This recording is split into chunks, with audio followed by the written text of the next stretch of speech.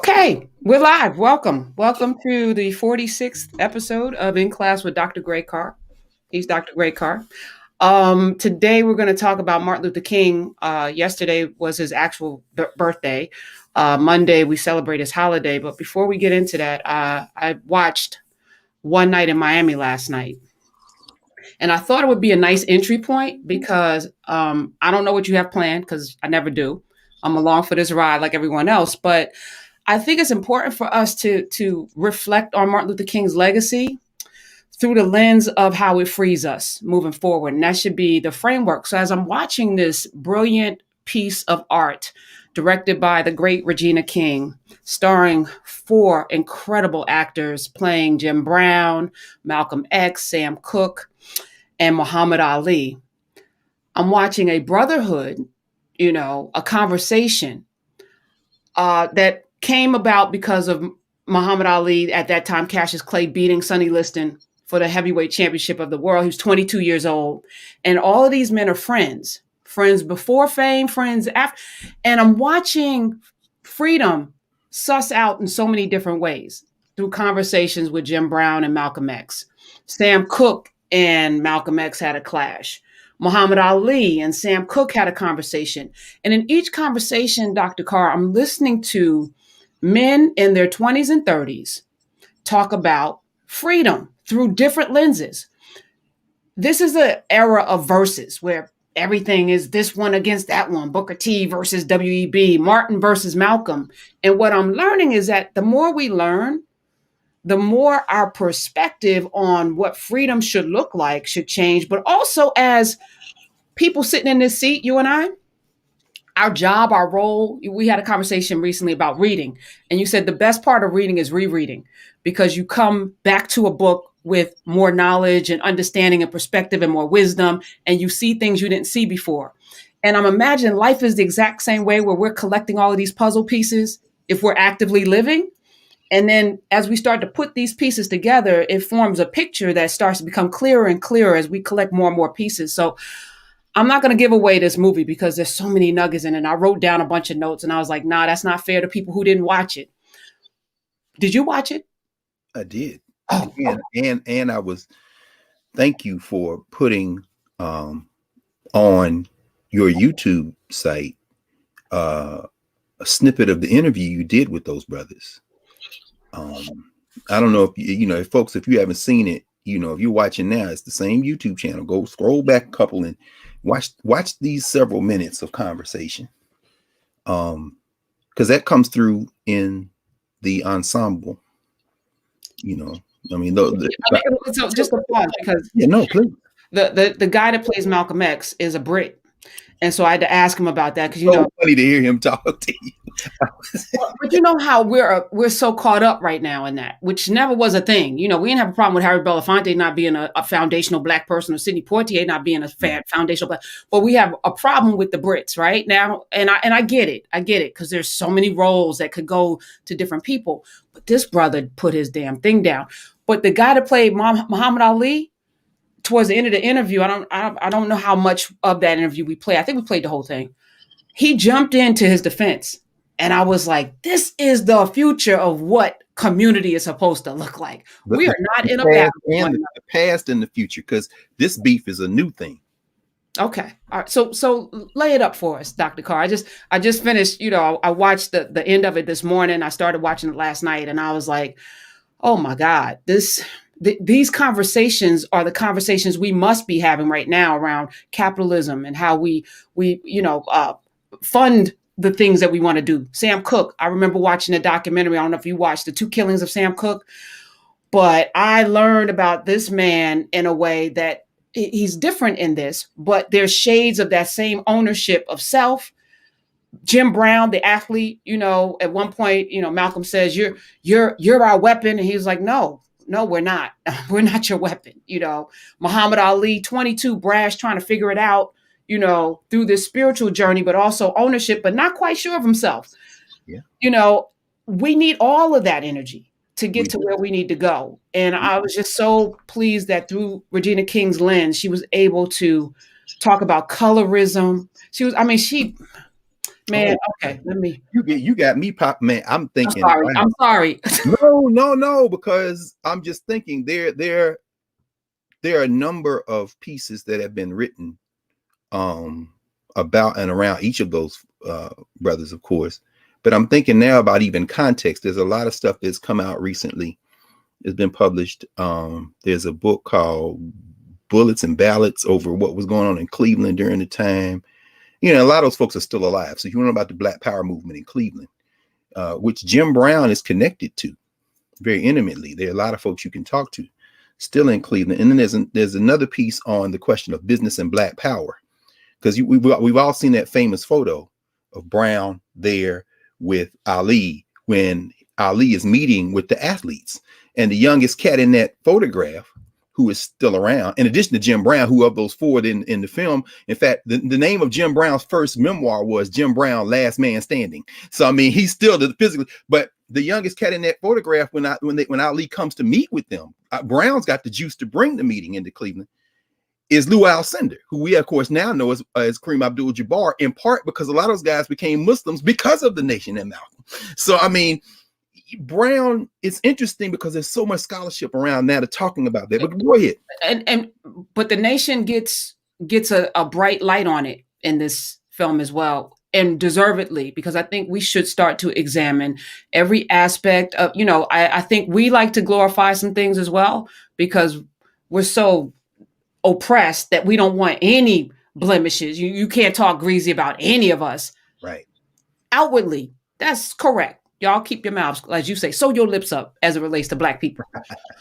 As old folks used to say, I was overhearing them with my lips sewn shut. I should probably change that metaphor. The Congo have a better one. The Congo are like when you're young, when you get to the age where you can be in the circle, but they still not sure if you have anything that you need to say, they put straw in your mouth. And you know you've reached a level of maturity when they turn to you and say, okay, take the straw out of your mouth and tell us what you think. And once you said that, they said, now put the straw back in your mouth. You know you've done it for real when you can come up to the circle with no straw in your mouth. But I think it's time for us to start to take the straw out and talk honestly, which we're going to have an honest conversation today. But I also want to say hello to everyone because I came in so excited. I forgot to say hi. Hi, class. How are you? Everyone. Thank you for being here.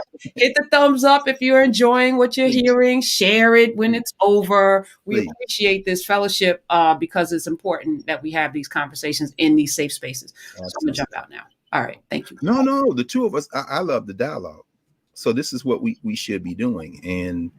And this is interesting in so many ways because we know that the King is around in 64 when Ali takes that title in Miami. That's February 1964. I mean, we know Malcolm literally has almost to the day 1 year to live. I mean, he is assassinated on February 21st, 1965.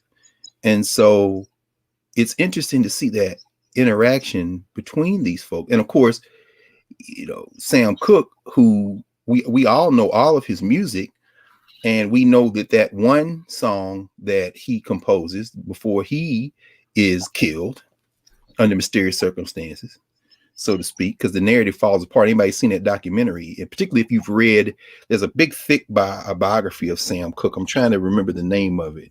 Actually, it's so funny. That's one of the first books that Nick Cannon and I discussed when we were doing a book a week reading and discussing, because he was talking about the fact, I think at one point he had been linked to a Sam Cooke biopic. He said, man, let's read about Sam Cooke, because Sam Cooke, as a figure who wanted to own his masters. And of course, you see, as you know, with that documentary, you see the thievery in microcosm of what happened to Sam Cooke. It's what happens in Black to us since we got put on those boats. The only thing y'all want from us is our labor, our creativity.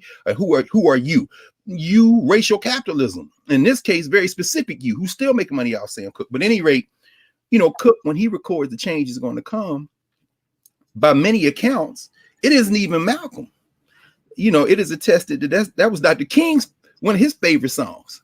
A change is going to come. So even when Spike Lee introduces that song near the end of his biopic on Malcolm X, as Malcolm is driving to the Audubon Ballroom, you know, there's so many parallels. But when we stop to think about it, all of this takes place within a handful of years in the 1960s. All of it. And the thing again, among people who are in their 20s and 30s, Oh, who are no question. thinking so deeply about the future, the world, Black people, in a way that, as you and I sit here, I'm like, our role is to make sure that we allow people to have perspective, to suss it out, to drop the breadcrumbs, to make sure that we give all of the information so that they can make these groundbreaking decisions that will take us into the next place. But there were so many lessons, the battle around ownership, and Malcolm contemplating his mortality in this moment and making some decisions and changes. Even that, Martin Luther King had evolved towards the end of his life. You've said this on in this classroom. I have a dream and all of this. What Martin said to Harry Belafonte in his last days was, "I fear that I have integrated my people into a burning house." Mm-hmm. So the question on the table today, as I watch One Night in Miami, is, do we come with buckets of water to help extinguish the fire? Do we get out of the house, let the fire burn, mother, burn, let it burn? The roof is on fire. We don't need no water. Let it burn. Do we do that? 3, the roof is on fire. We don't need no water. So I think that's the question. And as an entry point to Martin, as quotes are going to be flooding the internets of things on Monday, we got a national holiday. Shout out to Stevie Wonder and a host of other people. No question. And if you haven't gotten to get good, Scott Heron's book, The Last Holiday, he tells the story about how Martin Luther King's birthday became a national holiday. Now, Gil, of course, is an ancestor. I went to the memorial service in Riverside and on the west side in New York. But Gil tells the story because Stevie Wonder, of course, is the cultural icon that propels it. And so, but anyway, I just wanted to mention that. Keep going. Oh, no, I wanted you to go. I'm throwing it to you in terms of, all right, I'll come back in. Yeah. No, what am I doing? Okay, there we go. As we contemplate Martin Luther King, and to me, it's a convergence, right? Because I think they were both evolving. I don't know who is not evolving in their 30s. Who's not contemplating life differently, and both men with children, wives, thinking about their future and their mortality at the same time. But what I was thinking about, Sam Cooke did it differently, and Malcolm put it in your face, and they both ended up mysteriously dead. Not mysterious at all, So what is the pathway to freedom? If Jim Brown talks about this, you have agency at some point. You are going down that path, and it's still going to always be met with opposition because in this country, Black agency is an affront to this democracy. What do we do with that? I don't have a good answer, a good single answer. And I think, there's a statement that Malcolm X once made and wrote. Well, it's compiled. There's a little pamphlet book called Malcolm X on Afro-American History. That's a nice little thing, particularly for young people, because it's very small, very readable. A couple of speeches that Malcolm gave, some quotes. But one of the quotes that is very popular of Malcolm's is, of all of our studies, his history is the one that is best prepared to reward all research. And I think we find the answer to what we do next in what we've done before. It's no different than any other life practice. The thing you do the most is the thing you do the best, more often than not. And what you've raised in terms of parallels is very important. To say that these men and women who were around at the time, let's remember, we all remember Rome, 1960, and there's been stuff written about. I think David Moran, since I'm looking around like I can go find the book. There's a book called Rome 1960 that talks about this in part. But then there are a lot of different books where, remember Muhammad Ali is part of the United States Olympic delegation. He wins the gold medal that year in boxing in Rome. Wilma Rudolph from my alma mater, Tennessee A&I. There's a book Wyoming Attias has published recently called Tiger Bell, which talks about those Tennessee State Tiger Bells, of which she was one. May Fags, Wyoming Attias. My goodness, I start thinking about them. And of course, the one who we know best of all, the great Wilma Rudolph. And of course, we know there was a biopic called Wilma. I think Denzel was in it as a young actor. But at any rate, she was part of that team. And it's very interesting because the politics is beginning to inform even the Olympics at that stage, because we know the Olympics is an international competition, but these are athletes first. By the end of that decade, when they're in Mexico City, 1968, and now you can read Harry Edwards, The Revolt of the Black Power Athlete. Edwards is there in a kind of advisory capacity, organizing, coming out of the West Coast, San Jose State. We know, of course, John Carlos and Tommy Smith. Dr. Carlos is still traveling around. He's doing some work right now, some very important work, trying to help next generations think through how we build power and organize collectively. Both of those brothers were punished as part of that Olympic delegation, the Black Power Fist, we know, and those who were not Black from other countries who were in solidarity with them. But by 1968, of course, Ali is being mercilessly attacked in the country of his birth. He went from, at the beginning of the decade, the so-called Louisville Lip, Cassius Clay, the name of, ironically, an enslaver in Kentucky, and to Muhammad Ali. And, it's all fun and games when these athletes are laughing and joking. It's not so funny when they turn to politics. And so, Jesse Owens was the darling in 1936 when he defeated Hitler. And of course, I went to Ohio State. In fact, I went to Ohio State with one of Jesse Owens' great nieces, who was in law school. We were in law school at the same time, Marlene Owens. And, to listen to her talk, repeat family stories about how, Owens comes back, because Owens went to Ohio State, but he couldn't live on campus. So Jesse couldn't even make a living off of his fame when he returned as the hero to help smash Hitler and all this old BS they run. In movies, they still make to that regard. But what you see is that this isn't just inconvenience segregation. This is structural inequality. You got Jesse out here racing horses, but Jesse Owens in his 20s, in the 30s, comes back around, and in 1968, they send Jesse Owens into the Olympic team, the U.S. Olympic team, to tell the Negro athletes to calm down.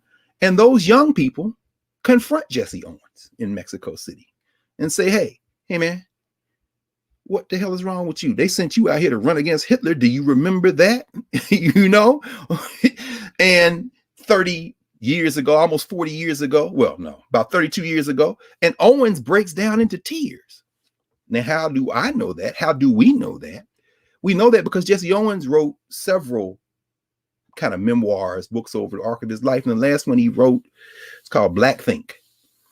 But he wrote a book called I Have Changed, because he said those young people opened my eyes. Now, Black Power was something that was a difficult thing for me to navigate, as it was for many of my generation. However, I understood where they were coming from. And I thought about myself as a young man. I loved it. And for me and for us, I think it's always very important. You talk about, you ask and you think about, we talk about what to do next. And, we always think about recovering our memory. This is a constant theme in our conversations. And again, I love to evoke and encourage us all to explore what Jacob Carruthers again called the deep well of African thought. In other words, we don't have to turn to the philosophical frames of other people. They're very useful. All humanity has contributed to this universal storehouse of human knowledge. However, that includes the Africans, including our people. So, I think about the ancient Egyptian term, the hieroglyph term, which translates, I guess, roughly in English as my heart of different ages. Eve is the word for heart and mind. It means your mind and your heart, the same thing. But he said, your experience of different ages, meaning that what you did at 22, at 52, you remember that. Your heart has changed, but your heart still contains that 22-year-old, still contains that 6-year-old, still contains that teenager, still contains that 30-something and that 40-something. My heart of different ages. So, the old Africans thought about that. And they said, this is the value of sitting in intergenerational conversation, because when Jesse Owens comes into that room in 68 with these young people, which includes John Carlos, includes Tommy Smith, a George Foreman, who waves the American flag around. And then, of course, Muhammad Ali comes back in Zaire and pummels Foreman, taking the championship from him. And part of the rhetoric of Ali at that time is, this is the Negro that waved the American flag in 1968 in Mexico City after he won his gold medal. I won my medal in 1960 in Rome 8 years earlier. And when I got back to Louisville and thought about segregation, I threw my medal in the Louisville River. So, again, when Jesse Owens comes in that situation 32 years after he, as a 20-something, has been in that Olympic room representing the United States, ostensibly to smash Hitler, although he comes back to the United States and is defecated on by the country of his quote-unquote national loyalty and birth, those young people confront him. And in that dialogue, Jesse Owens is pulled back, his heart of different ages, to that moment. And some of the things that Owens felt when he was in his 20s.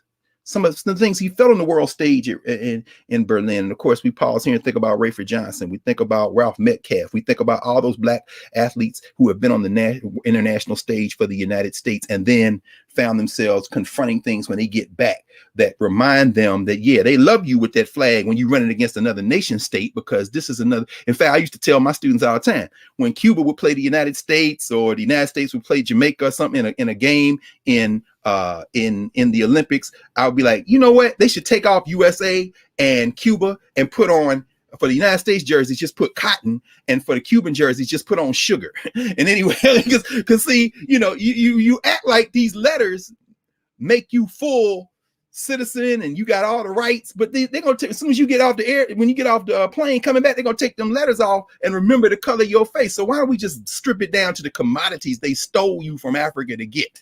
But at any rate, Owens, his heart of different ages is triggered. And so you see him writing through this connection, this dissonance, this opening of his heart of different ages. And so he writes, I have changed. Then he writes Black Think. You know, I mean, he's like, well, I gotta. And so I'm saying all that to say that when we see One Night in Miami, the irony is, I think, that a One Night in Miami, without us taking that brilliantly conceived and executed piece of art, without taking it as a point of departure and not the end of the story, becomes exactly that. One Night in Miami, February 25th, 1964.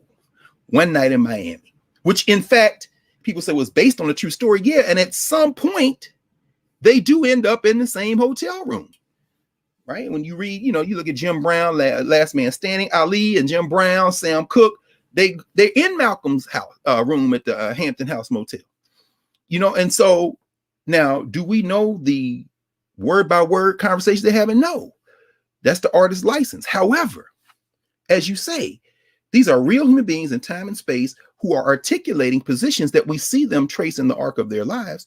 And so ultimately, then that becomes our point of departure for then saying, okay, let's do some comparative analysis. You see a Kyrie Irving.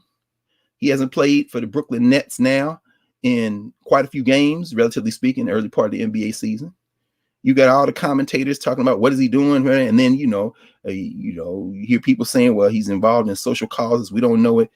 You look and say, I don't know what that young brother is going through, but I know that there were previous generations of athletes who got involved in social causes, and I don't know anything about Kyrie Irving. What I mean, and one thing I definitely will not do is trust white-facing commercial news media, which is primarily interested in when you're gonna get back on the court, shut up and dribble kind of stuff. They can gloss it with social, movement stuff. But what I encourage folk to do is that whatever craft you're in, look at those who preceded you in that craft. And for those of us who don't practice that craft, if these people have quote unquote platform, then perhaps look at previous generations of folk who had similar platform.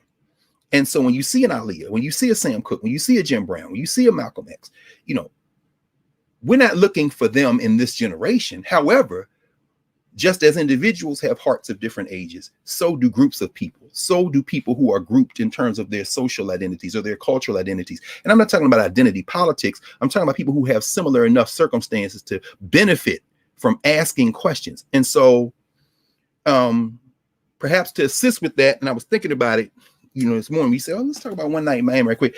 I didn't pull any of the Ali stuff. There's a lot of Ali stuff except this. This is my man, Ishmael Reed. He did a book called The Complete Muhammad Ali. I encourage people to get this book because, in fact, when it first came out, he came to Washington, D.C., and I got a chance to interview him. He came to the bookstore, the Barnes & Noble bookstore on the campus of Howard University, formerly the Howard University bookstore.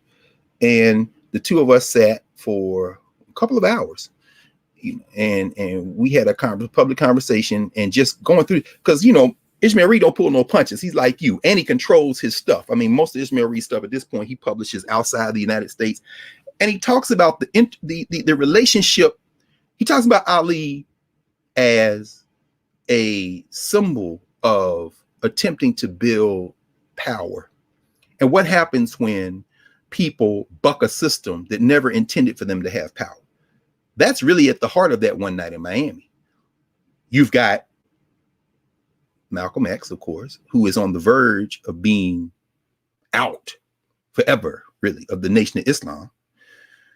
It really is, for all intents and purposes. And of course, to think through that, Malcolm isn't here. His children are here, and his wife, Betty Shabazz, is not here. Although Betty and Coretta, in the wake of the assassinations of their husbands, keeping their families together, they form a bond. If you see the documentary Gary, 1972, which talks about, of course, the Gary political convention, the Black political convention in Gary, Indiana, you see that open. And you see Coretta Scott King and Betty Shabazz introduced together, and they're sitting side by side talking. They formed a bond. And it wasn't just about the assassination of their husbands. They were both very deeply involved in politics and in Black struggle and organizational struggle. But so they're not here. The children are here. You see Allah, you see Ilyasha, you see Malaka, you see, but you have Ali's family. His brother Rahman. If you've seen any of the documentaries, the United States versus Muhammad Ali or some of the other things, you hear Rahman, who's down there in Miami, talking about Malcolm, talking about the nation, talking about him joining the nation, talking about the inner politics of the nation. I mean, there's a lot of those people are still alive. So if you want to know the story, you can't get it from looking at a Netflix film where the nation is evoked, and Minister Farrakhan, who is evoked very near the beginning when he says, "Oh, Louis X," and again, not giving away anything else, but know that the complex, often contradictory, often collective struggle of our people, individuals and institutions, is something none of us can get from the point of entry of a film or a book or a poem or some music. No, those are points of entry to the thing we need to really link to, which is the living tradition. Again, evoking somebody we talked about this summer, Hampate Ba, the historian, that talks about the living tradition, the mouth to ear tradition. And it's all there for us. So there's Malcolm, right? Looking to continue to build Black independent power. There's Sam Cooke, as we said, who wants to own his masters, but who ends up being taken out of the equation before he can consolidate any of the things that are coming from his gifts. And when you yank on Sam Cooke, everybody falls out. The whole Chicago music scene, the quartet scene. Aretha Franklin talks about being in love with Sam Cooke and them being on tour at the same time with the same tour, and people knocking on doors looking for Aretha Franklin. Did she sneak down there looking for Sam Cooke? C.L. Franklin wants to know. In other words, I mean, but saying how, when they were teenagers now, Sam Cooke and them would come into the churches. And Sam Cooke, of course, we think about him with the Soul Stirrers, right? Cooke, because by the time we see in One Night in Miami, he's out of the Soul Stirrers. But this is his singing, his public-facing singing notoriety comes not out of the secular world, but the church. Like Marvin Gaye later, it's going to be a tension there. Or like W.C. Handy and them before, there's going to be a tension there. Or for that matter, Sister Rosetta Tharpe. For that matter, so we start thinking about how deep this goes. But I'm sitting there, Aretha Franklin, I'm sitting there, and then Sam Cooke and them and his quartet would come through the back door of the church, and we all sitting there waiting on the stage, and they would be in the back and come in like any of y'all, because I'm an old retired usher. I was on the junior usher board. You know how you come in the back of the church, right? So they would come in, the quartet singing, coming down the aisle, and the girls going crazy. This is in the church. So of course Sam Cooke takes all that energy and empties it into his secular career. So when you see One Night in Miami, and you see this very powerful series of exchanges between Cooke, who isn't, to use the borrowed language from David Ritz, who wrote a book on Marvin Gaye called Divided Soul. I don't look at it as divided soul. I look at it as my heart of different ages. Because as you said, that versus thing got to go. That's not our paradigm. It's all of it. But go ahead. What are you about to say?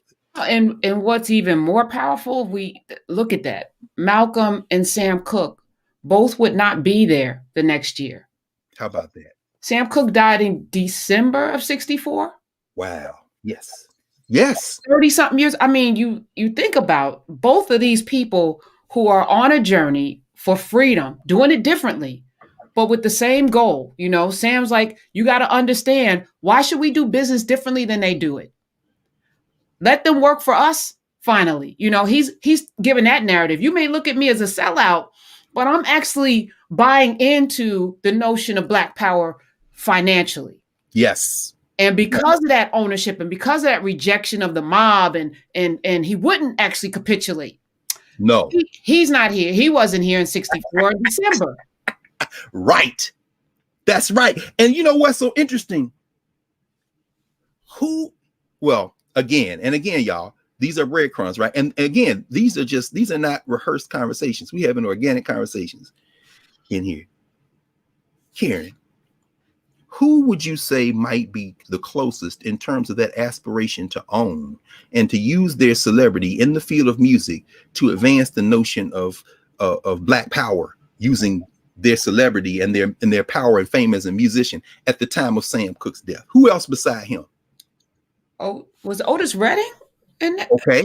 Oh, remember he mentions Otis, because Otis gets killed in that plane crash, right? But yeah. So you got Otis Redding. He owned himself. Mm-hmm. Dead young. Ray Charles. There it is. We can pause. Okay. Stop right there. Ray Charles Robinson. There he is. Ray Charles is the one. Imagine that. So it isn't, and Ray Charles isn't, at least maybe I missed it. Maybe he was, and I need to go back and rewatch. But if he was, it was in passing. Ray Charles and Sam Cooke have a similar aspiration. Ray Charles dies of old age. So Ray Charles lives it out. Ray Charles gave so much money to HBCUs.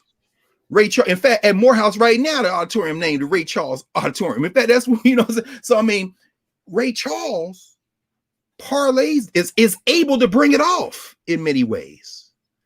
You know, I mean, Jamie Foxx, the brilliant actor, and again, it shouldn't be. Let me ask you this though, because you know, white patriarchy is weird.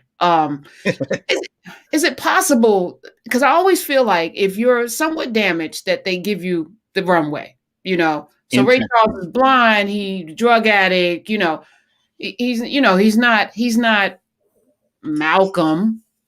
Who could not be penetrated at that point in terms. You couldn't dangle a woman in front of him, or alcohol or drugs, uncompromised. Sam Cooke to an extent too, even though they caught him out there in that hotel. I'm asking, there's some uncompromisable people. And some folk who can be compromised, or who have, some, flaws, I guess, that can be exploited, tend to get a bigger runway. I was thinking out loud. That's very interesting. Because as you said that, I mean, now I'm filing back in time, thinking about Blind Lemon Jefferson.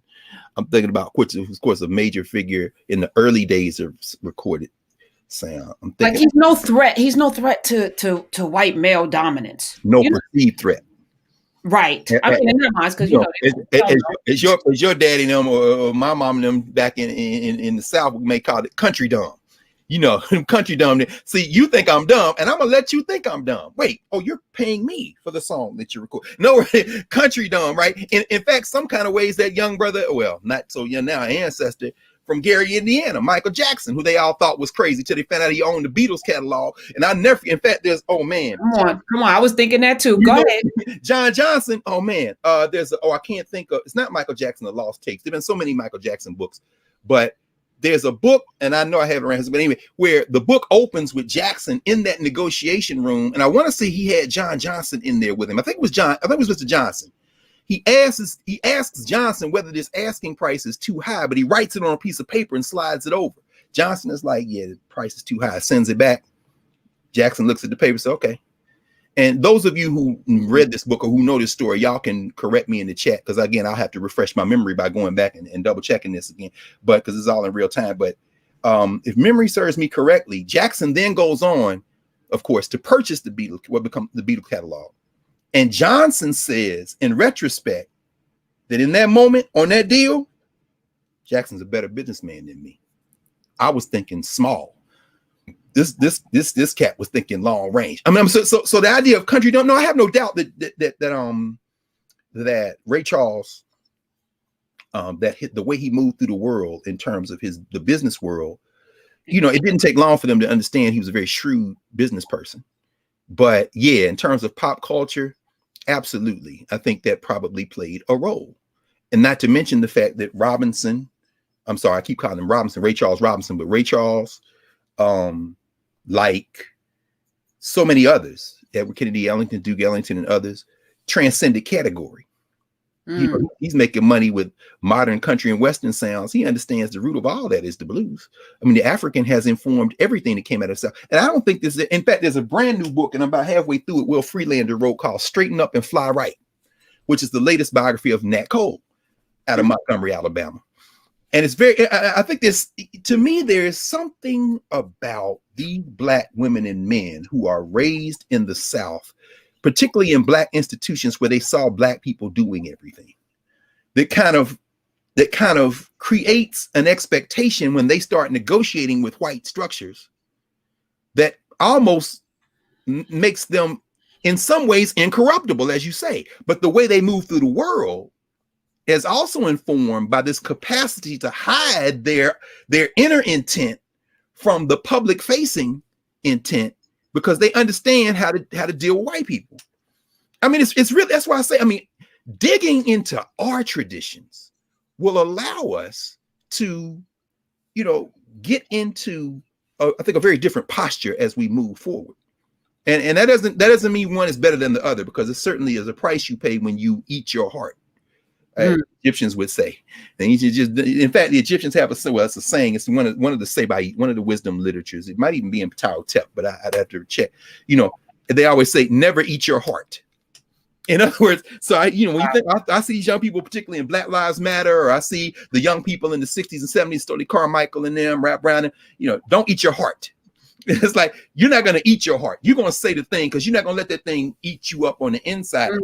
And so whether it be a Jesse Owens late in life saying them young people made me confront this thing that I've had on me since the 30s, whether it be Jack Robinson in his posthumously published memoir, I Never Had It Made, where he said, I should have never let them use me against Paul Robeson. I mean, you see people near the end unburden themselves. So yeah, I think I'm sure they use Ray Charles. Yeah. So as we, enter this new era of America, and I have really sat and thought about where we are in history, right? I feel like we're definitely at the end of an era. It is important and incumbent upon everybody with melanin who is watching this right now to walk into your power. This is that time. This is that time to claim your spot. Claim it. And they've lost. They look like losers. As we head into this, this is the way losers behave, the way we watch the insurrection, the way we watch these people in Congress behave. That's how losers behave. Yeah. So that means we won. Well, now, I think but the win is not permanent unless we make it so by stepping into it. So my question to you, Doc, and I thank you for having this conversation, because we're going to have an inauguration, new president. Maybe there'll be more violence. We should pause. Let me footnote this before you get. Who's in charge of African American, the African American participation and outreach and coordination for the inauguration? Adjua. Yeah, shout out Adjua. Yes. Osmo, I said, Adjua in charge of the what? You said, yeah, that's as close as I'm gonna get into it for now. But I said, okay, so anyway, but go ahead. So yeah, God bless her, because God knows. I was in the grocery store yesterday, Karen, and I promise you, it was like there was no plague. In fact, I said, I just sat in the car for a minute. So I ain't going in here. When I got out, the line was long. I said, y'all still, we not letting the so-and-so in. And I said, why is this? And then it dawned on me, people in the DMV are preparing not to go back outside for a week or two. They got down the street on lock. You understand? So yeah, we are on the cusp. By the time we get together next week, God only knows what we'll be talking about. So yeah. So anyway, go ahead, please. Yes, we're in the middle of that transition. The roof is on fire. I'm gonna get back to that question. What do we do? What is the plan? And how do you see it in relationship to I'm hearing a lot of healing and conciliation. And we should come together as a nation, and we should put aside all of it. But there's still 74 plus million Americans, putting up air quotes around that, barely human, who see the world quite differently, and the world has changed. It is not going back. And we need to put our foot on the gas to make sure as they attempt to put their foot on our necks. Well, the world never goes back. So The world. what are your thoughts, and and how does it relate to all of these other flashpoints, these conversations around power and internal struggles, and overcoming this versus nature, and the legend or the legacy that Malcolm and Martin left for us. Oh, that's nice. That's a nice way to. And again, as we think about this, folk, like I say, we're having conversation. We're both teachers, and we know, and this is something that I've tried to learn and get better at, realizing that we never stop learning, never stop working, from elders and master teachers I've observed over the years and known and asked all kind of questions. I'm sure they get tired of me asking questions, and then just sit and watch them. In a classroom of any type, particularly when you're talking about a subject like this, the question of memory and action, particularly when we start talking about our people, the power of connecting what seem at first to be unconnected things is really at the center of any teaching and learning practice, because it allows us all to gain the momentum going forward.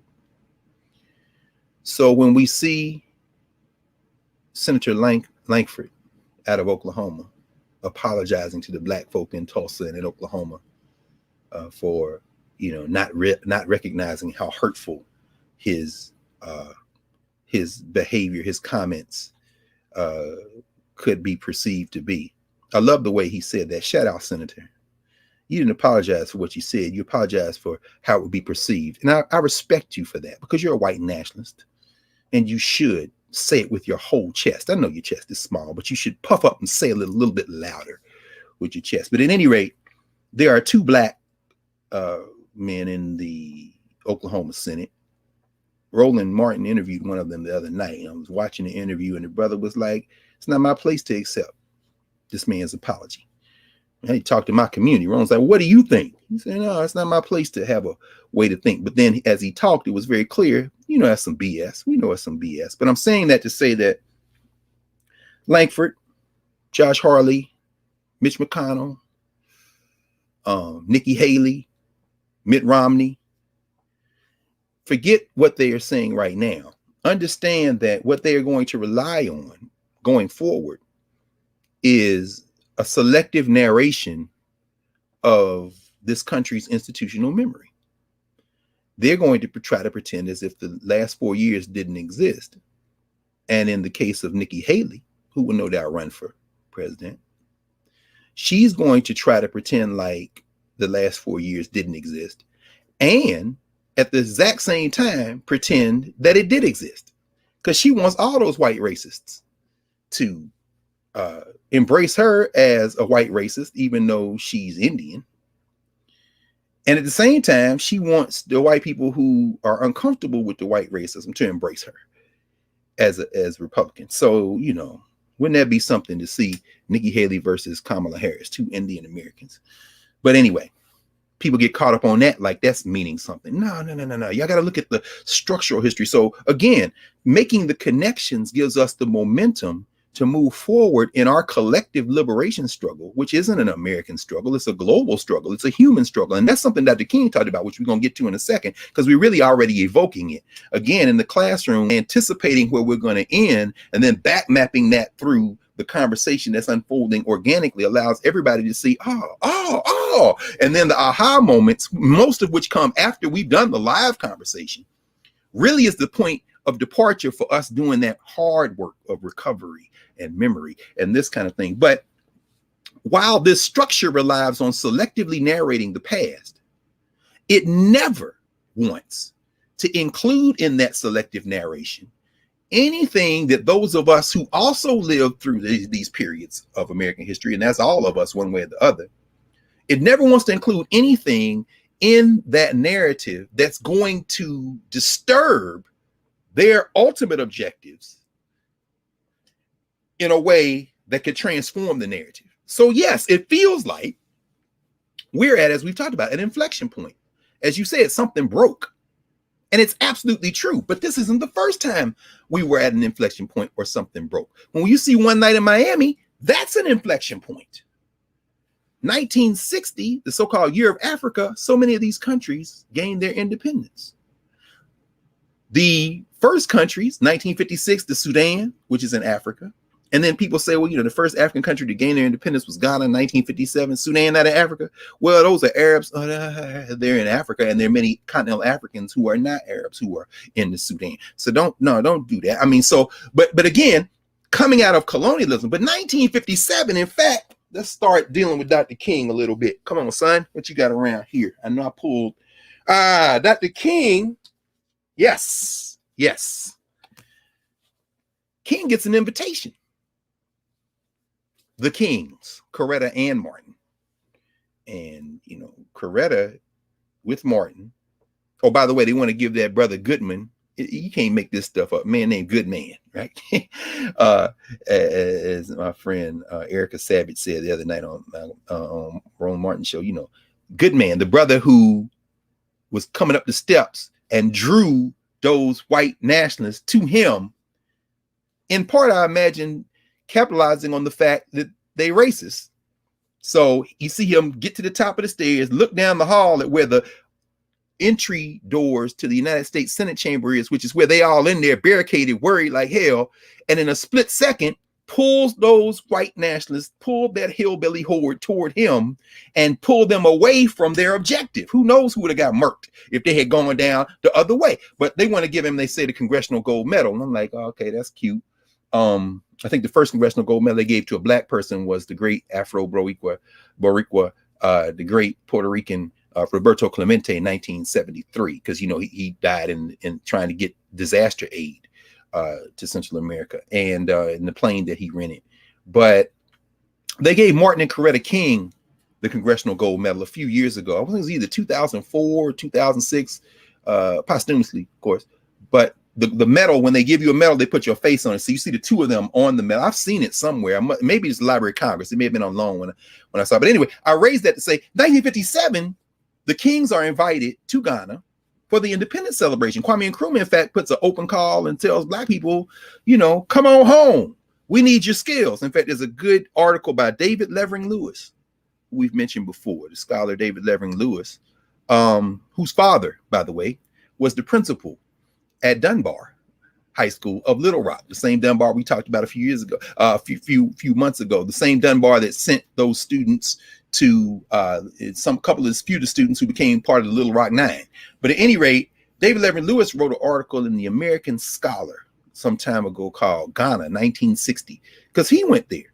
Maya Angelou was there, of course. Alice Wyndham, who's still alive, St. Louis, brilliant sister. If y'all want to know about the black presence in Central America, talk to Alice Wyndham, who was friends with Malcolm X. They're all there in West Africa, and some of them, Nell Irvin Painter, Dr. Painter, some of them formed the welcome committee when Malcolm X tours West Africa. There's a famous picture of Malcolm with Shirley Graham Du Bois, the widow of W.B. Du Bois, they moved to Ghana. And of course, after, Malcolm comes to West Africa. That's part. So when we think about Malcolm, we often think about him in the American sense, and we gesture toward him going other places. But really, by the time he makes it into the last phase of his life, he's all over the world. I mean, he's in Nigeria. He meets with the West African Student Union students, and then they give him a name, Omowale, the son who was returned home, the child rather, who was returned home in Yoruba. But at any rate, in fact, I'm thinking now, I see the picture, the famous color picture of Malcolm in his African clothes. There's a little slim volume written by Jan Carew, the former husband of Sylvia Wynne, the philosopher who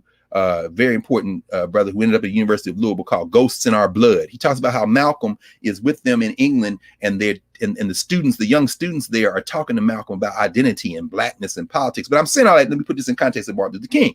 Martin King, Coretta King go to Ghana for the inauguration in March 1957.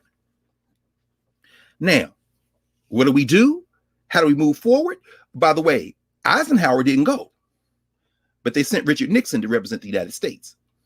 And the U.S. Embassy, it's controlled by white people. Their interest in Africa is the same as their interest in India or Pakistan, their interest in Central America, Latin America. They looking to see if this government is going to let them keep stealing the cocoa, stealing the ebony wood, stealing the oil eventually, stealing and if this is not a government that's going to help us steal, then we need to undermine it. And we can tell the people at home anything. We're fighting communism, whatever, because these people don't read, they don't study. Now, in Nkrumah, they trying to figure out whether he's friend or foe.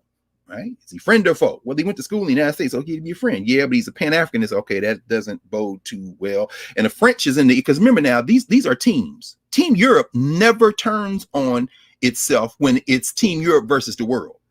Another word for Team Europe is the international community. When you hear them talk about the international community, that means Team Europe and whoever else they need to pull off their scheme. So, Russia's kind of Afro-Asian. Some of them are not white. Many of them, in fact, millions of them are not white, but millions of them are. So this kind of neither fish nor fowl. China, they just bogart their way up because they're the oldest, the baddest, and eventually they're going to be running the thing anyway in their mind. So, but when they say international community, they meant for years Team Europe. So Team Europe is trying to figure it out. The French are talking to the Americans. The Belgians are talking to the Americans. The English are talking to the Americans. I don't know about Nkrumah. And the French is like, yeah, that dude Secretary, man, he's a bit of an asshole up here in Guinea. Y'all got to watch. And so here's Martin and Coretta King, Ralph Bunche, a bunch of other people dropping down in the middle of this inauguration in 1957. And Richard Nixon and them is like, what the hell are you doing? Here's a famous picture of Nixon talking to King with their white tuxedos on at one of the receptions there in Ghana. I said, yeah, well, my man's invited me. Your man's? Yeah, my man's Kwame Nkrumah. We all cousins. Now, King didn't say that, but here's what he did say. Two good books that I think everybody should get. In fact, this is a great book. If you want to get a book on King, get the things King wrote. So the first book, of course, that he did coming out of the Montgomery boycott, this is Stride Toward Freedom, the Montgomery story. This is the first book he dedicates to Coretta, my beloved wife and co-worker. This is from 1958. This is one from 58. Get Strength to Love, Book of Sermons, right? There he is again, Mike King, Martin Luther King. Get Why We Can't Wait, if you're going to, read Martin Luther King. And then the last book that was published, Where Do We Go From Here? Chaos or Community. If you got to get one that King wrote, I'd say get this one. But the one I'm going to show you next is one I encourage folk to get to think about Martin Luther King internationally. In fact, it's the best single book that pulls together those things yet produced. It's called In a Single Garment of Destiny, A Global Vision of Justice. It's part of the King Legacy series. Very interesting. Lewis Baldwin, brother who is at Vanderbilt University, he's done a lot of work on Martin Luther King, is editor of this along with Charlene Hunter Galt. Of course, we know the famous Charlene Hunter Galt, the great journalist who integrated, along with Hamilton Hunter, the University of Georgia.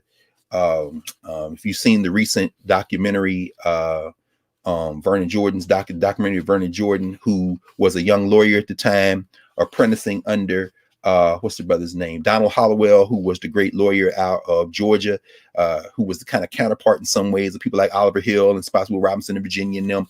So anyway, she wrote the foreword of this. But what this is, and I'm going to show this to y'all. Y'all can pause the video later. Here's the table of contents. These are many of the speeches and writings that Dr. King did on the question of how Black people and we fit into the international conflicts. He did a lot of writing and talking and preaching and analysis around anti-apartheid. Because remember, One Night in Miami, 1964. By then, Martin Luther King has been on the national scene for almost a decade. And this is right after, by the space of a little bit over a year, the Rivonia trials in South Africa that put Nelson Mandela in jail for all those years, almost 3 decades between Robben Island and Portsmouth Prison. And sent Winnie Mandela into a tortured hell that we're still not in deep enough touch with to understand what happened to Winnie Mandela and how she fought back and what it did to her and what it didn't do to her. I mean, so, but this is all happening and Dr. King is commenting on it. He's got sermons in here and speeches on here, in here. I mean, he's talking, for example, Appeal for Action Against Apartheid, July 1962. South African Independence. He gives a talk in London, December 1964. Let My People Go, South African Benefit Speech by Martin Luther King, Hunter College, 1965, December 1965. But the one I want to focus on, again, thinking about Martin Luther King in the context of international politics, Black struggle, and the Pan-African connection, Dr. King goes to the inauguration, both Kings, Coretta and Martin, and he comes back and he gives a talk entitled Invitation to Ghana. He gives that, let me go to the page. It's page 57 so I can read it so y'all can see it. He's in Montgomery. He tells the congregation, yo, we have been invited to go to Ghana. So the congregation, Dexter Avenue. So we know about the Montgomery bus boycott and Rosa Parks, and some of us, we talked about E.D. Nixon, Edgar Daniel Nixon, and the Promo Porter, who's part of the Montgomery Improvement Association and been a old school struggler. Ms. Parks, the youth secretary of the Montgomery branch of NAACP. So we've got all that going on, right? But that's the domestic narrative that we want, that people, the America likes. That fits nice into the narrative, the long-suffering narrative. But see, this gets messy when you see, wait, the African invited the African Americans to the inauguration because he feels a tie to them, and they accept it. And then they went to that same church that we basically trapped on a bus for the last 60 years, or not on a bus in terms of the bus boycott, and told that they need the money, and the church helped raise the money to send them to Ghana. Yeah, and then when he comes back, he gives a sermon. The Birth of a New Nation. Sermon by Martin Luther King, Dexter Avenue, Montgomery, Alabama, April 7, 1957, where he talks about the fact. In fact, this is what he says. He says, I want to preach this morning from the subject, the birth of a new nation. And I would like to use as a basis for our thinking together a story that has long since been stenciled on the mental sheets of succeeding generations. It is the story of the Exodus, the story of the flight of the Hebrew people from the bondage of Egypt through the wilderness and finally to the promised land. It's a beautiful story. And then he goes on to talk about, he uses that story of Exodus as a metaphor for the exodus of the non-white world from the dying framework of colonialism. Something has cracked. Something has changed. Something is changing. The white world is terrified. Why? Because there are more, and then he starts doing the numbers. He starts talking about how many more millions of people who are not white there are in the world than white people, and how it's over now. But anyway, now let me pause here and say that I have never and will never accept the Exodus narrative and the whole notion of the Exodus of the Egyptians as a historical principle. I just can't do it. I'm a person of African descent. I know too much about the history of Egypt, and I've known too many master scholars who've taught about classical African history, and I took too many classes and did too many apprenticeships with those who helped teach the Egyptian language, including my brother Mario Beatty, to ever embrace that. I've seen too many documents, so those of you who are going to look for the Hebrews in Egypt, you're not going to find them in any history. You're just not going to find them. So I just want to say that now. So now this is going to be a spiritual metaphor. Now that, okay, we do what we want to do. Okay, that's fine. And if you wanted to embrace it as a spiritual thing, also understand that if you want to embrace the Hebrew Exodus as a spiritual exercise and as a metaphor, that's fine. Well, that's still black on black crime, because there ain't no white people in the Nile Valley at the time. It certainly didn't happen historically. So at any rate, thank God we ain't never got to hear Ben Carson again talk about the pyramids being storage bins for grain. I'm like, dude, you should have stayed operating on brains, because clearly you had a gift, and it certainly didn't. Or not, or maybe that was this show that he shouldn't be operating on brains. Well, I mean, those who are fans of the ABC series, The Good Doctor, might attribute that to some special gift that he got that just allowed him to focus on that. Okay. I'm saying, but what it didn't translate to certainly. I mean, and then again, I ain't gonna speculate as to whether or not that's just your spiritual rootedness, because hey, we don't debate religion. People do what they want to do, but just keep that, as John Henry Clark used to always say, don't read the Bible like a history book. We ain't had no problems. But the minute you come in here and start quoting it as a history book, I have a responsibility to our ancestors to stop that. So Dr. King, using Exodus as a metaphor, goes into how all these non-white countries are coming out, and that includes Ghana. And when he goes through the history of Ghana, he goes through the history of black people. He talks about the connection. He said, we came from Africa. We are connected to them. Then he goes through the history of Kwame Nkrumah, all this. I'm going to switch books right quick. That's in this book. Now, this is the talk he gives when he comes back. But watch this. Here's another book that's very good. This is a little cheap book. You can get this, for your elementary, middle school students and put it on the shelf next to that other one. I Have a Dream, Writings and Speeches That Changed the World. Now, this is a good book. James Washington, who edited this book, these are excerpts from a larger book that Washington did.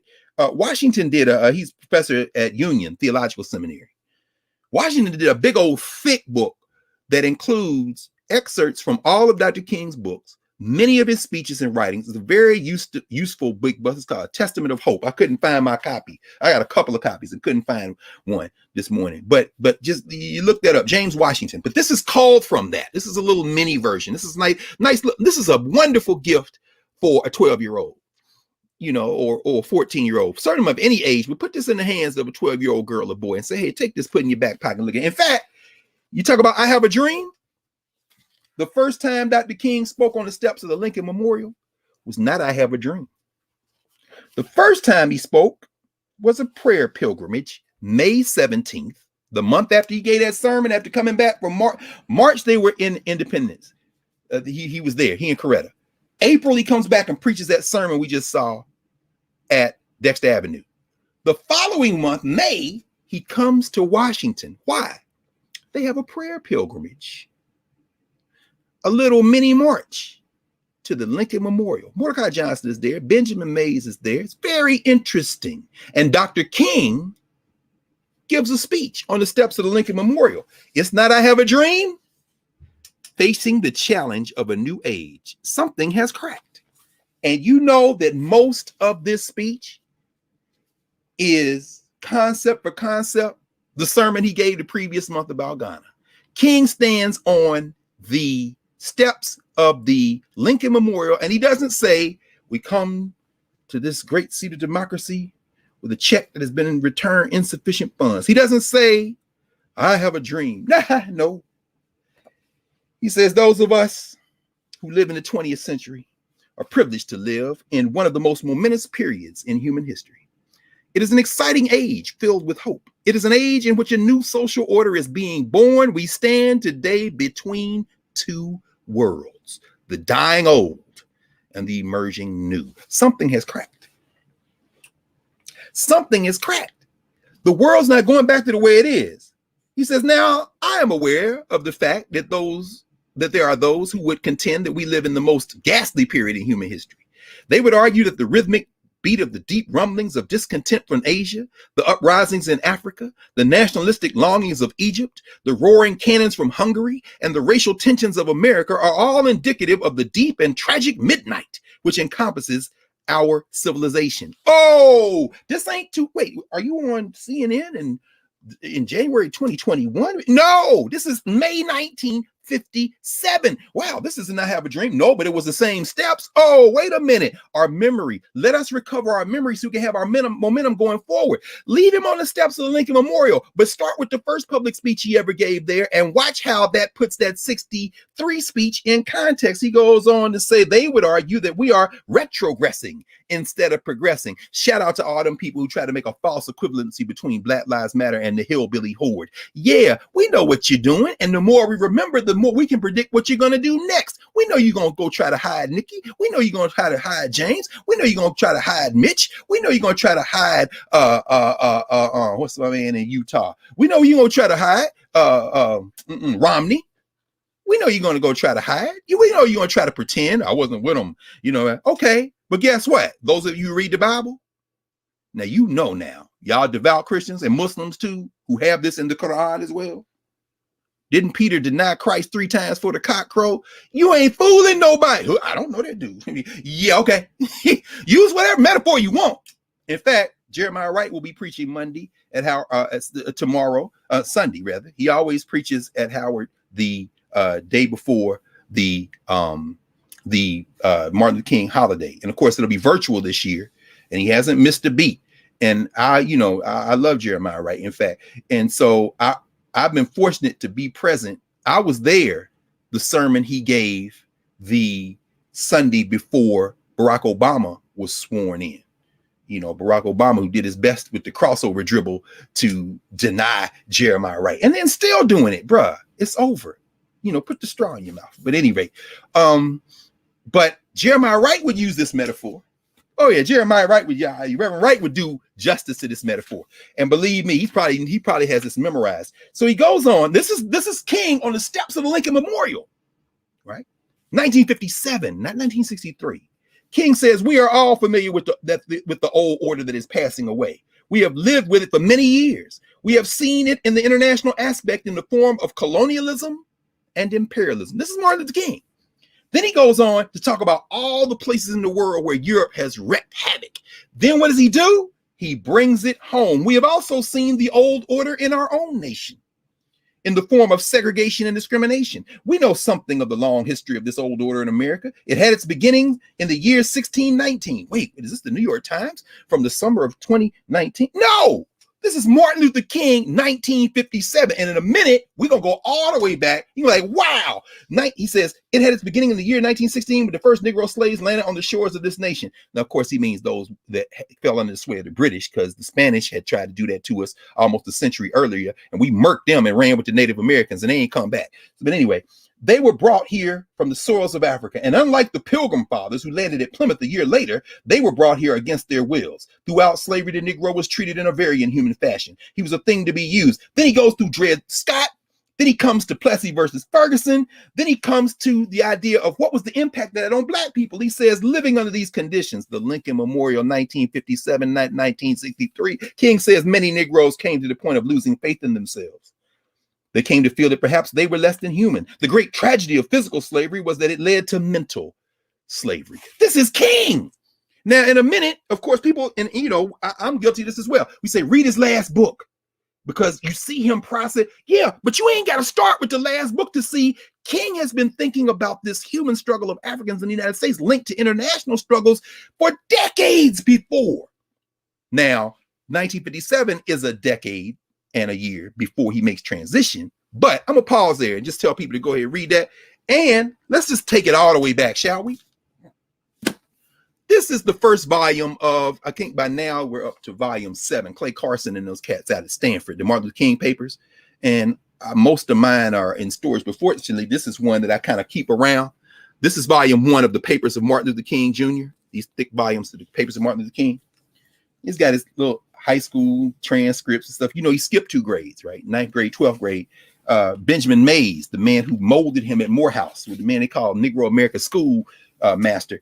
Mays dropped the admission age during wartime at Morehouse to 16 years old. He's trying to keep them boys out of being drafted. And King was one of them cats that got in. Not even on his grades, really, because he didn't have very good grades. He took a test to get into Morehouse. But at any rate, Dr. King, when is Dr. King? Okay, look at young King, contest winner. When did he win this contest? This boy right here. And I say boy because Martin Luther King was a junior at Atlanta's Booker T. Washington High School on April 13th, 1944. In his junior year at Atlanta's Booker T. Washington High School, Martin Luther King Jr. won an oratorical contest sponsored by the Black Elks. So my heart of different ages, young people watching this, Michael King, at the day of his birth, his daddy went down and got both their names changed because it was Michael Luther King Sr., Martin Luther King, Michael Luther King Jr. He got his name changed. Martin Luther King. Correction. There was no Luther. There was no Luther. There was no Luther. That's right. I always make that mistake. That's right. There was no Luther, just Michael. That's right. So you see then, right. Thank you. Of course, the great theologian Martin Luther, right? The name for them. They changes the names. That's exactly right. Thank you, Professor Hunter. That's exactly right. Martin King, by 1944, April 1944, Dr. King is all of 15 years old. Now, if you're 15 years old watching this, or you coming up on 15, listen to this speech that Dr. King, that young Martin Luther King gave, that won the oratorical contest, sponsored by the Elks. That's the Black Elks, Black institutions. Every institution that shaped Martin Luther King till he left for Crozier, which was right outside in the Philly suburbs. I passed it every time on the train when I was coming back from Howard. I lived in Philly 17 years. In fact, a couple of times I went down there, just let me go around in Crozier to say I was here with Martin Luther King. But every institution that shaped him till he got there was a Black one. Booker T. Washington High School, Black. Atlanta. All his elementary and junior high school, Black. Morehouse, Black. Isn't it interesting that the people who killed Jim Crow were produced by black institutions? Charlie Houston, before he went off to Amherst, the man that killed Jim Crow, trained Thurgood Marshall, came out of the M Street School, now Paul Laurence Dunbar of DC. But at any rate, he's 15 years old. Watch this. This is the first line of Martin Luther King 15-year-old speech that he won the contest with. Young Martin stood up and said, Negroes were first brought to America in 1620. Y'all by a date, but he's 15 years old. We cut him a little slack. When England legalized slavery, both in England and the colonies in America.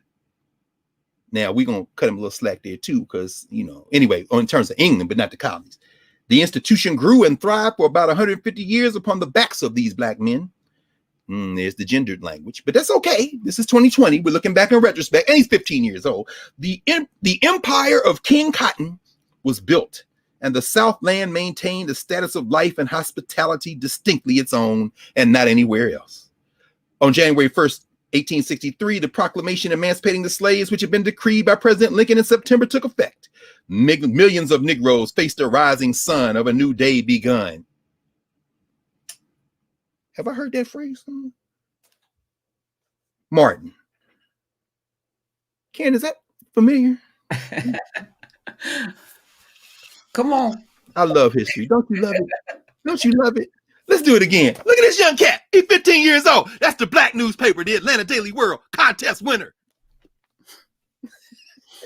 You 15-year-olds, you see we got to shoot for? This is why you study history. You can leave Martin Luther King frozen on them steps for the rest of your life. You want to look at these silly narratives that want to shape your memory to somebody else's purpose, or you can come have a conversation with yourself. The stuff is here.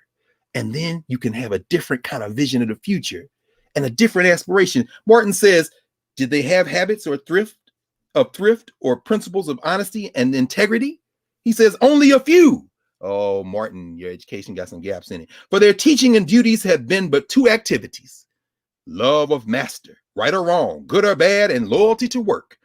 What was to be the place of such men in the reconstruction of the South? Pause.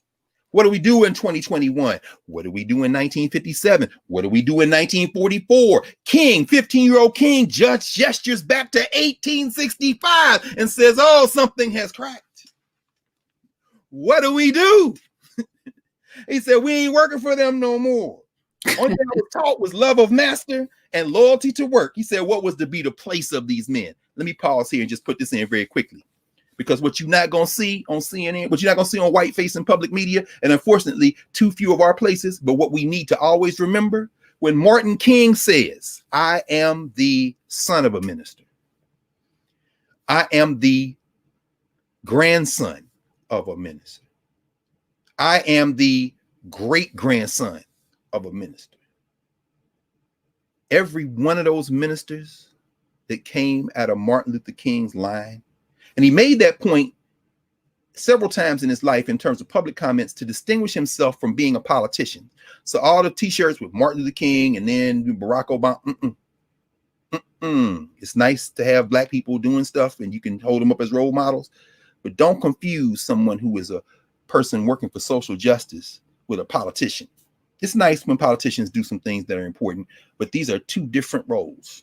And Dr. King was never sutured to them. In fact, if Dr. King was here, people say, what would Dr. King be doing? You ask what he did. Also in this book, and in fact, I'll pull something that folks may not. Here are a couple I just mentioned. My man, Vincent Harding. I loved Vincent Harding. I got a chance to go out into Denver and spend some time with him and his wife before they made transition. This was many years ago. Myself, Aisha Imani, Erica Woods, Erica Asakoye. Now, this is Mark. He helped him write the Why I Opposed the War in Vietnam speech. This is the book, Martin Luther King, The Inconvenient Hero. Get Vince. It's my man, Vincent Harding. People out of Jamaica, New Yorker. There he is right there. The great Vincent Harding. Also wrote another little book that many people don't really maybe get their hand, but look at this. The Movement Makes Us Human. An interview with Vincent Harding on Mennonites, Vietnam, and MLK. It's a little thin book. But Dr. King, if he were here today, he'd be like, okay, this is great. Glad to see Biden and Harris. Oh, wait, hold on. What's your foreign policy looking like? We got a black man in charge of the Pentagon. Yeah, that's cool. You gonna keep dropping bombs? Because when Martin Luther King was dead, black people was turning on him. White people had turned on him. Black people turned on him because he came out against Vietnam. What you gonna help him write the speech? Vincent Harding. Why I opposed the war in Vietnam? A year to the day of his assassination, April 4th, 1967, Riverside Church. Who comes to hear when he does it in Atlanta and starts talking about, I'm gonna study war no more? Young Kwame Ture, intergenerational, a year plus into the Black Power move in 1966 that they're making, SNCC and the people affiliated with them. But he still loved Dr. King. In fact, I love something that Kwame Ture said as an elder before he made transition. He said, you know what? The thing about Dr. King, I ain't agree with the nonviolence, but he believed it and he lived his life that way. So those of you would say that nonviolence is ridiculous, Dr. King is crazy. I ask you a question. What are you doing? If you say nothing, I say be quiet. Because this man, he believed in it. I love Dr. King. And you got to admire that kind of courage.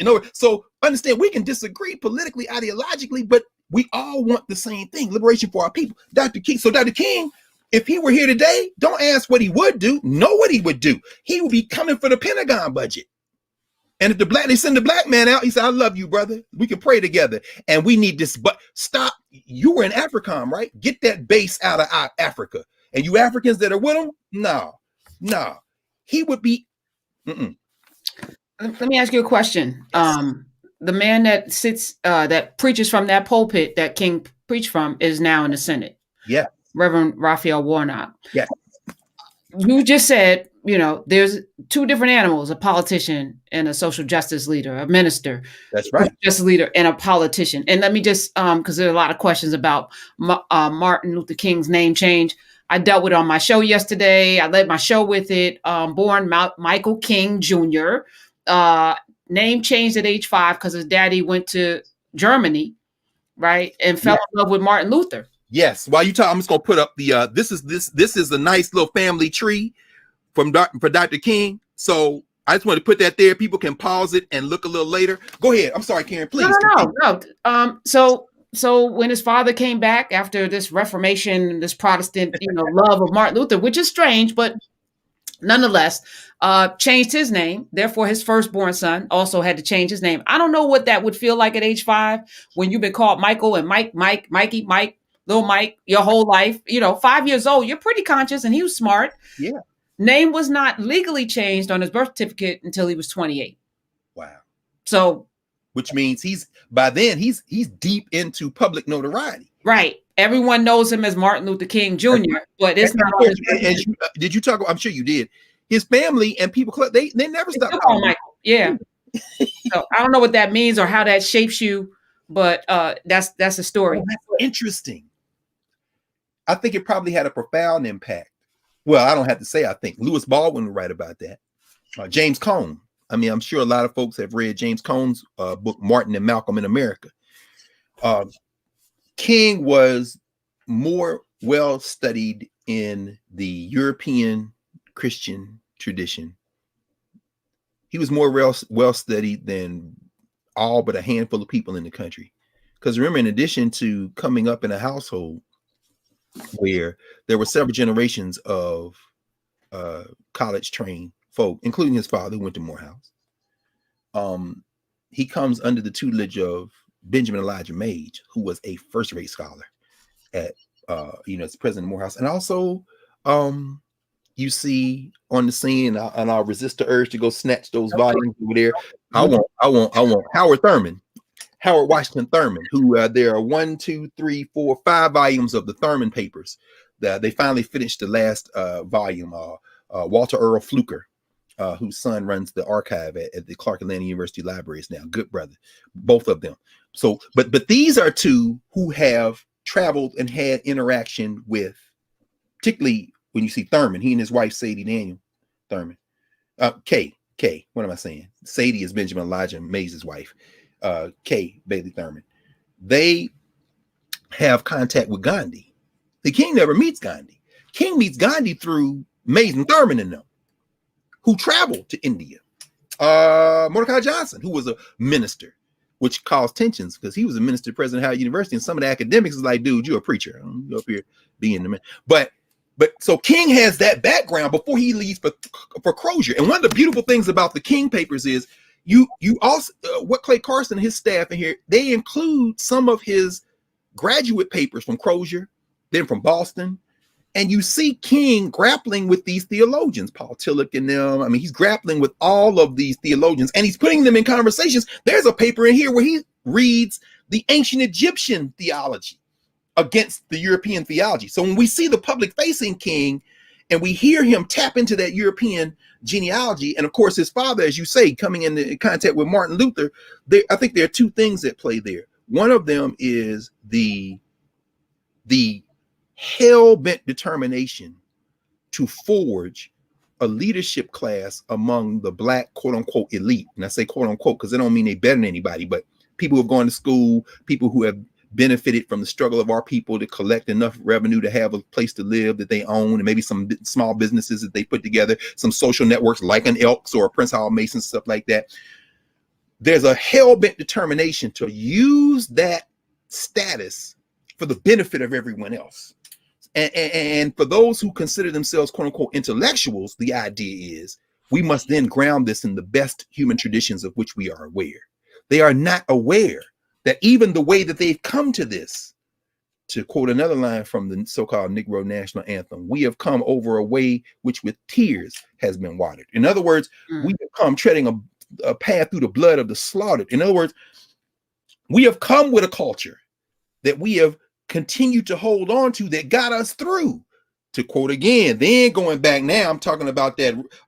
I guess I would tug on somebody like Aretha Franklin, but that would take us back to Rosetta Tharpe and take us back to Marion Williams and take us back to James Cleveland and all them. How I got over. My soul looked back and wonder how I got over. You ain't got to wonder. That is the spirit force. That is the cultural force. That is that deep well. But they're not in a position when Michael, as you say, Michael King Sr. is in school. They're not yet in a tradition, in a position to be able to access that in a way that they can reconcile with the stuff that's in the book. And the stuff in the book is almost exclusively white. So by the time when Michael King is at what becomes Morehouse, which he begins life as Atlanta Baptist College, the American Missionary Association, one of their schools, what you see is that they're grappling with the idea of providing leadership for a mass of people that they kind of look at as, yeah, these are our people, but they are not yet cultured. They are not yet well studied, and we got to lift them up. And you saw that in young 15-year-old Michael King, Martin Luther King's, Michael King, formerly, as you say, his oratory. And you see Bishop Daniel Alexander Payne, who was the bishop of the AME Church, saying, you Negroes need to go to school. They're dumb, and you got to keep these dumb Black preachers from up here hemming and hawing, and ain't never read no books. So yeah, I think that's the one of the two sources is that determination to acquire that education, even though there's schizophrenia at foot. Yeah, and speaking of that, to have dual, we also talk about this dual consciousness that Black people have to have. Martin Luther King's whole life was dual consciousness, on some level. I also want to ask you about the Gandhi thing. You said, he didn't meet Gandhi. Gandhi was on record horrific to Black people. Africans in particular, horrific, no question, racist. And I think people grapple with, how do you take an ideology from somebody, nonviolence, blah, blah, blah, when he was very violent towards people with melanin, Black people on the continent of Africa? How do we reconcile with that? And as I'm growing, I'm really learning about chewing up the meat, spitting out the bones, and also taking, perspective on things. I think we get hung up on these facts, and it allows us to disqualify folk, because we get hung up on it. Well, he was a racist, so we throw out everything. That's right. How do you see it, Doc? Same way. I mean, I think this is the value of study. This is the value of memory. Just as individuals have hearts of different ages, so do groups have hearts of different ages. The more we learn, the more we adjust using the momentum of the past. Gandhi was useful in terms of a framework for that moment for Dr. King, for the Montgomery boycott movement, which emerges in some ways very organically, building on the thrust of what had come before, but then reaching that inflection point and then surging forward. Now, it's interesting, we pause here and think about this for a minute, because we know that while King is being very critical of what's going on in South Africa. What's going on in South Africa, the tripartite system we talk about apartheid, but that reminds me, there was a president No, I'm not gonna. It was a college, the founder of Albany State College. Anyway, that's a story for another day. Because he sent a book to the guy who was one of the first leaders of the apartheid government in South Africa, and talking about this question of segregation and education in the United States and in South Africa, and how to do it for Black people in South Africa. He was himself a kind of Booker T. Washington figure in Georgia. And I finally got my hands on it. In fact, I had to send for South Africa in fact, the copy I got is the copy that he sent to the guy. It's autographed to him. But anyway, from the guy. But at any rate, there's a real, King grew up in a segregated moment. And so it seems to me that informs how he perceives this question of strategy and tactic. So when he emerges, he's looking at nonviolence not only as a way of life for him personally, but as also a tactical thing, which he explains in all of his writings, that for some of y'all it's not going to be a way of life, although I think it should, but because I think it's non-existence otherwise, but it's also a tactic. We don't have the numbers here. And of course, Gandhi in South Africa, in a tripartite system where you got white, and of course, whiteness in South Africa fractures once you take away everybody else. Those of us who've been to South Africa, spent time in South Africa, taking students there, interacted, sat and listened. Most importantly, when you travel is to listen, to just travel widely, stay with people, listen. We understand that whiteness fractures once you take everybody away. Ask the Boers and the British, the Anglo-Boer War. We can go back. Anglo-Boer War is the origin of concentration camps in world history. If you go back and look at how they use it, that's a story for another day. In fact, I was just reading about that in a book that's completely unrelated, but since I mentioned it because it was on my mind, Dan Stone's book, Concentration Camps, A Short History, goes back to the Anglo-Boer War, which is white on white crime, although blacks are involved. By the time you get to apartheid in 1948, they set up a tripartite system, white on top, colored in the middle. That's going to be the Cape Malay. That's going to be the Indians like Gandhi, who's in South Africa, and then the blacks. And so Gandhi's brutality as a lawyer in South Africa, Gandhi's indifference, Gandhi's negotiation is really, you can really see hints of what become the Hindu nationalism. And there's even a brand new telephone book size book on Gandhi. I got several of those around. In fact, there's a book called Gandhi in South Africa, and I'd have to go back there and dig it out of the back room. But which talk maybe we can talk more about this at a future moment. But the idea is that part of Gandhi's attitude in South Africa is self-interest. And Gandhi's a Gandhi's an Indian nationalist. In other words, his Indian nationalism follows him all through his life, including when he is helping lead the anti-colonial struggle in India, because what he's really after is Indian independence. That'd be nice, everybody else come along, but shit, I ain't picking you over my people.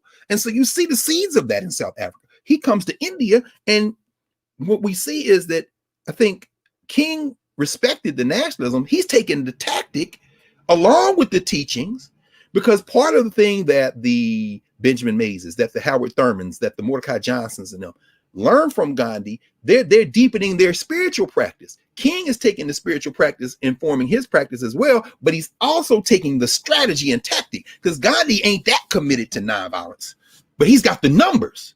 See, the British are the minority. They're the colonizers. We can put them out with this. The salt strikes, we could do that, right? So I think that's the short version of why it's important.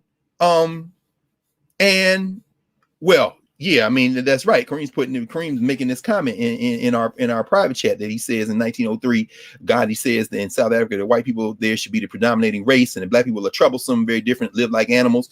That's because the coloreds are between the whites and the blacks, and they negotiate in space to operate.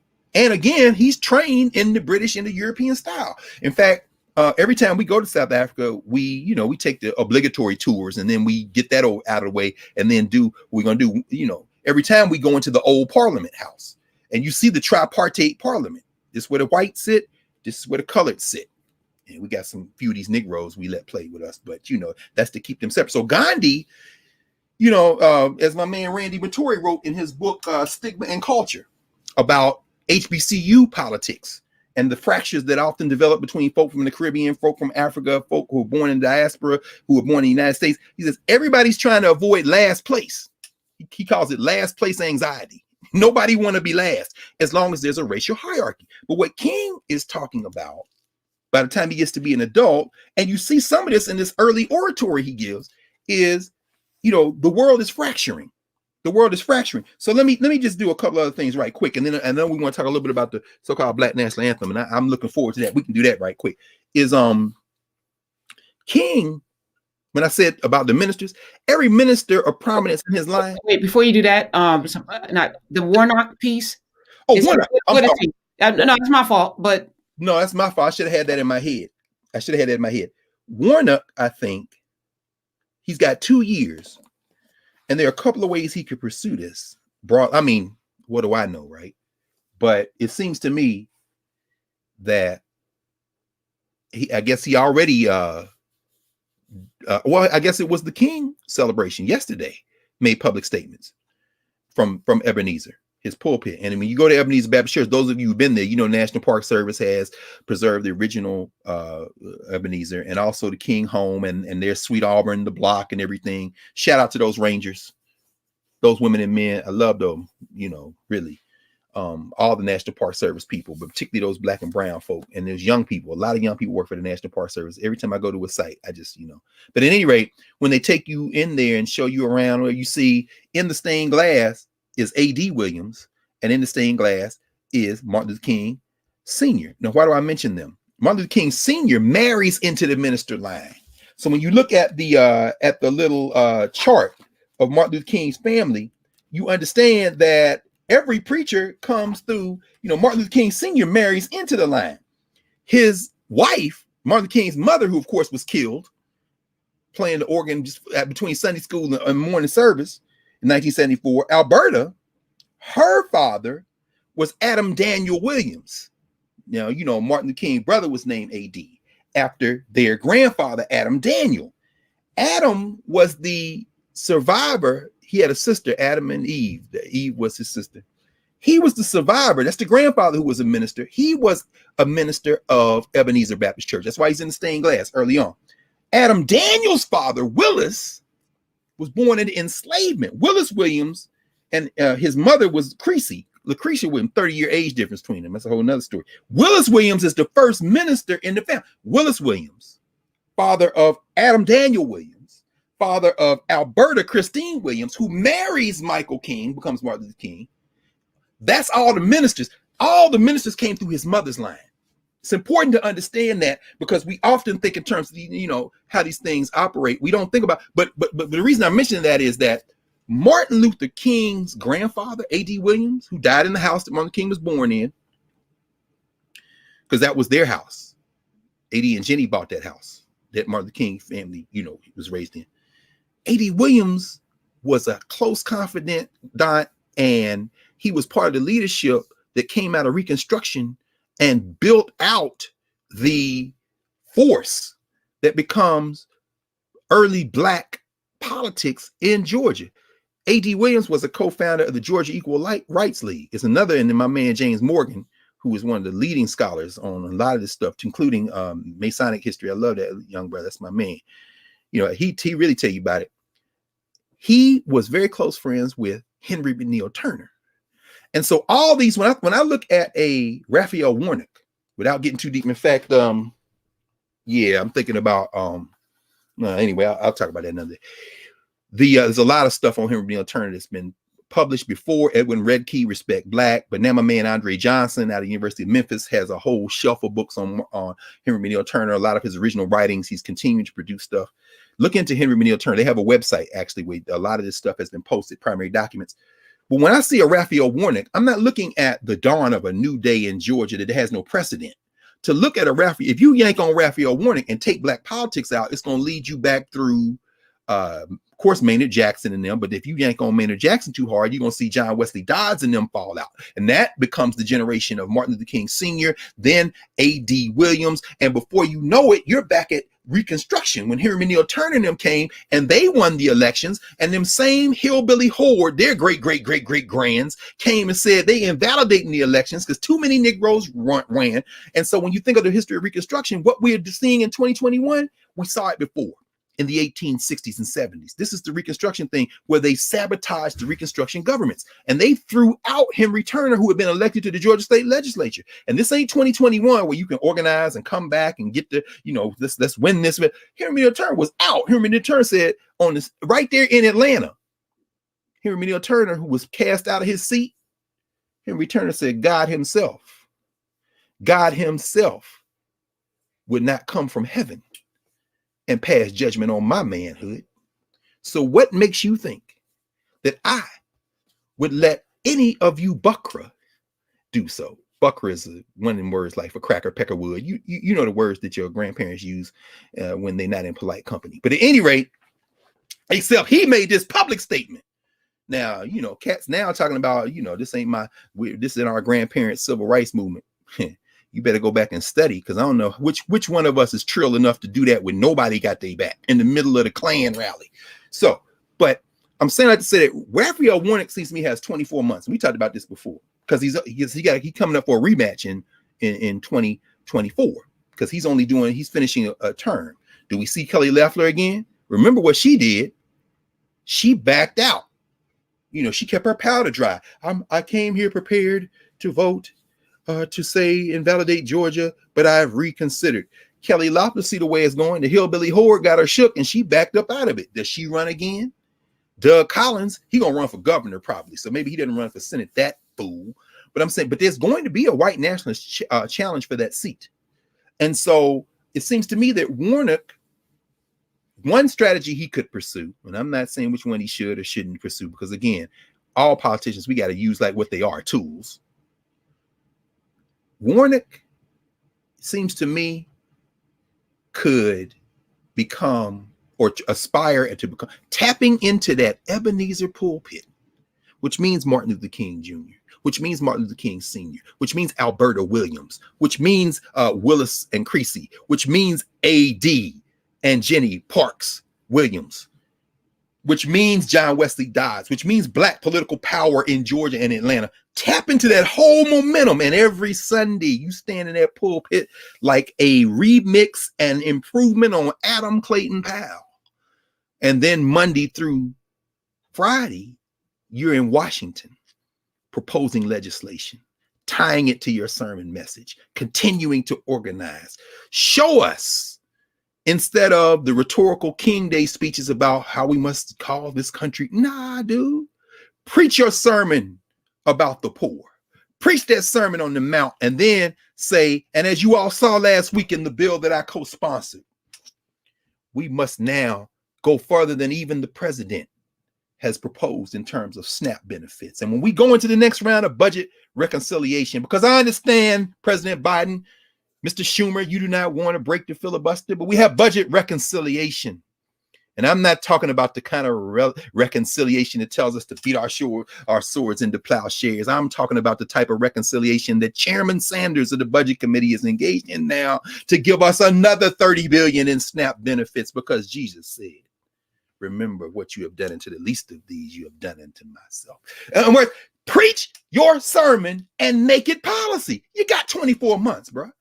And so if you don't do that, if you follow the failed Democratic policy of triangulation, chasing them phantom white voters, you're going to set it up so that in 2 years, the Democrats, and I'm not talking about being a hoopster for the Democrat. Anybody who thinks that I'm a cheerleader for the Democrat has not been listening, haven't been paying attention.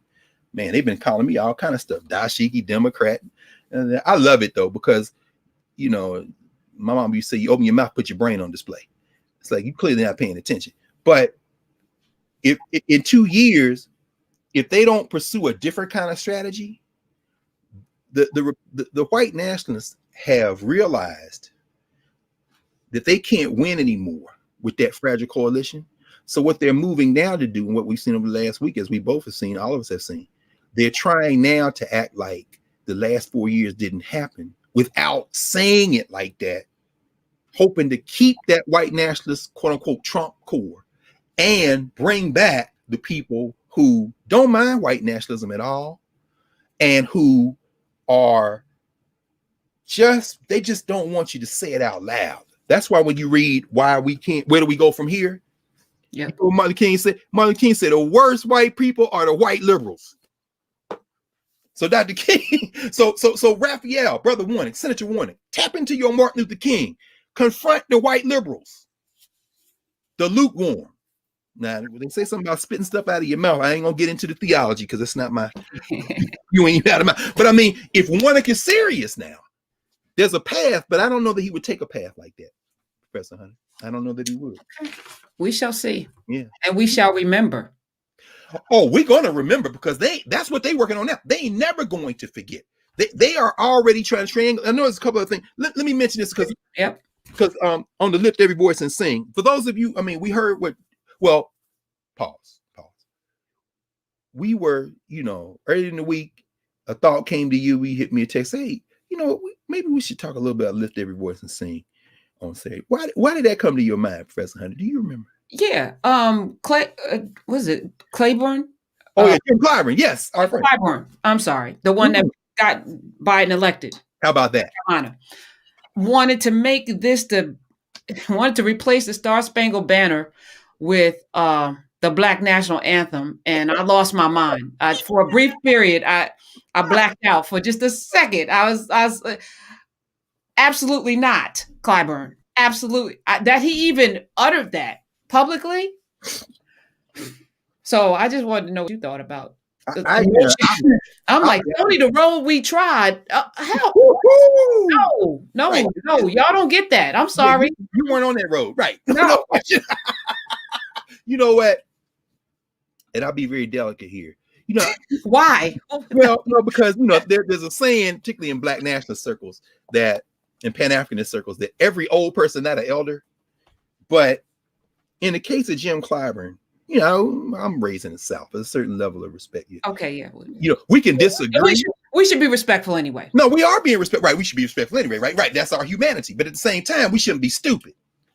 That's a dumb idea from an elder who has earned the right to talk and say dumb stuff. Because it's like every other elder we have in our families or communities that talk crazy.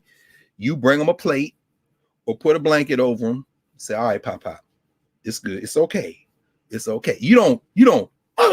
No, this is clearly but here's the thing: in terms of heart of different ages, Jim Clyburn been talking like that since he was in South Carolina. If you listen very closely to the eulogy he gave for John Lewis at Lewis's funeral, Clyburn was from the kind of moderate-ish wing of the youth movement, the civil rights movement. But without getting too deep into the politics of Jim Clyburn, who's an old social studies teacher, and without beating him up too much about it, let's go to the videotape. My friend, a sister who you've had conversations with and broadcast, Imani Perry at I'm thinking about Princeton. Yeah, Princeton. I got black colleges on my mind. They forwarded in my mind already. But Imani wrote a book a couple of years ago called May We Forever Stand, A History of the Black National Anthem. It's an excellent book.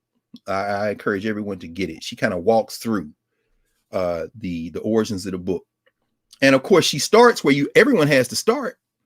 And I thought I saw something Imani said the other day, said, said, I don't agree with Clyburn, but, I understand, and of course, again, her people, she born in Alabama. She never wasn't raised there, but I mean, her mom and the people, Alabamans. So my mom's from Alabama. So, a certain protocol, right? Home training, as we call it. But what did the man who wrote it say? This is James Weldon Johnson. This is his biography. Get this. Along This Way. The autobiography of James Weldon Johnson. This brother, this is what James Weldon Johnson said when they said, well, the Star Spangled Banner is an anthem and Lift Your Voice and Sing is an anthem. He said, no. James Weldon Johnson, the author of the so-called Black National Anthem, said, when you hear the Star Spangled Banner with all that killing and all that, blood, he said, it sounds like a drinking song. Now, remember, James Weldon Johnson was a poet. You understand? It's badly written. It's like a drinking song. Lift your voice and sing. It's much more noble. That's a hymn. So when Jim Clyburn says that, let's make this the national hymn. You know what? This is how I might approach it if I were talking to him. I said, I tell you what, Congressman Clyburn, I will support that 100% when you let all of us know two things. Number one, the difference between a hymn and an anthem. And I know you know it because you didn't say national anthem. You said national hymn. Number one, difference between a hymn and an anthem. And number two, whether or not we pray to the same God in the United States of America. You answer those two questions satisfactorily, I'm with you. You know why it can't be no national hymn? Because ain't no national God for two reasons. One, you claim that you separate church from state, even though we know that's a lie. You know, read Pauline Mayer's book, American Scripture, any of this stuff. You know, we know what y'all do. God's not mentioned in the Constitution, but it's mentioned in the Declaration of Independence and the Pledge of Allegiance and on the money. And by God, I know that's that God y'all worship, the one that y'all hold up in the hillbilly horde when you came down. It ain't no God we worship. But at any rate, a hymn is different. And so that's what Weldon Johnson. But here's the thing I love about this, Karen. For those of you, when you get this book, go to page 154. No, I'm sorry. Go to page 152.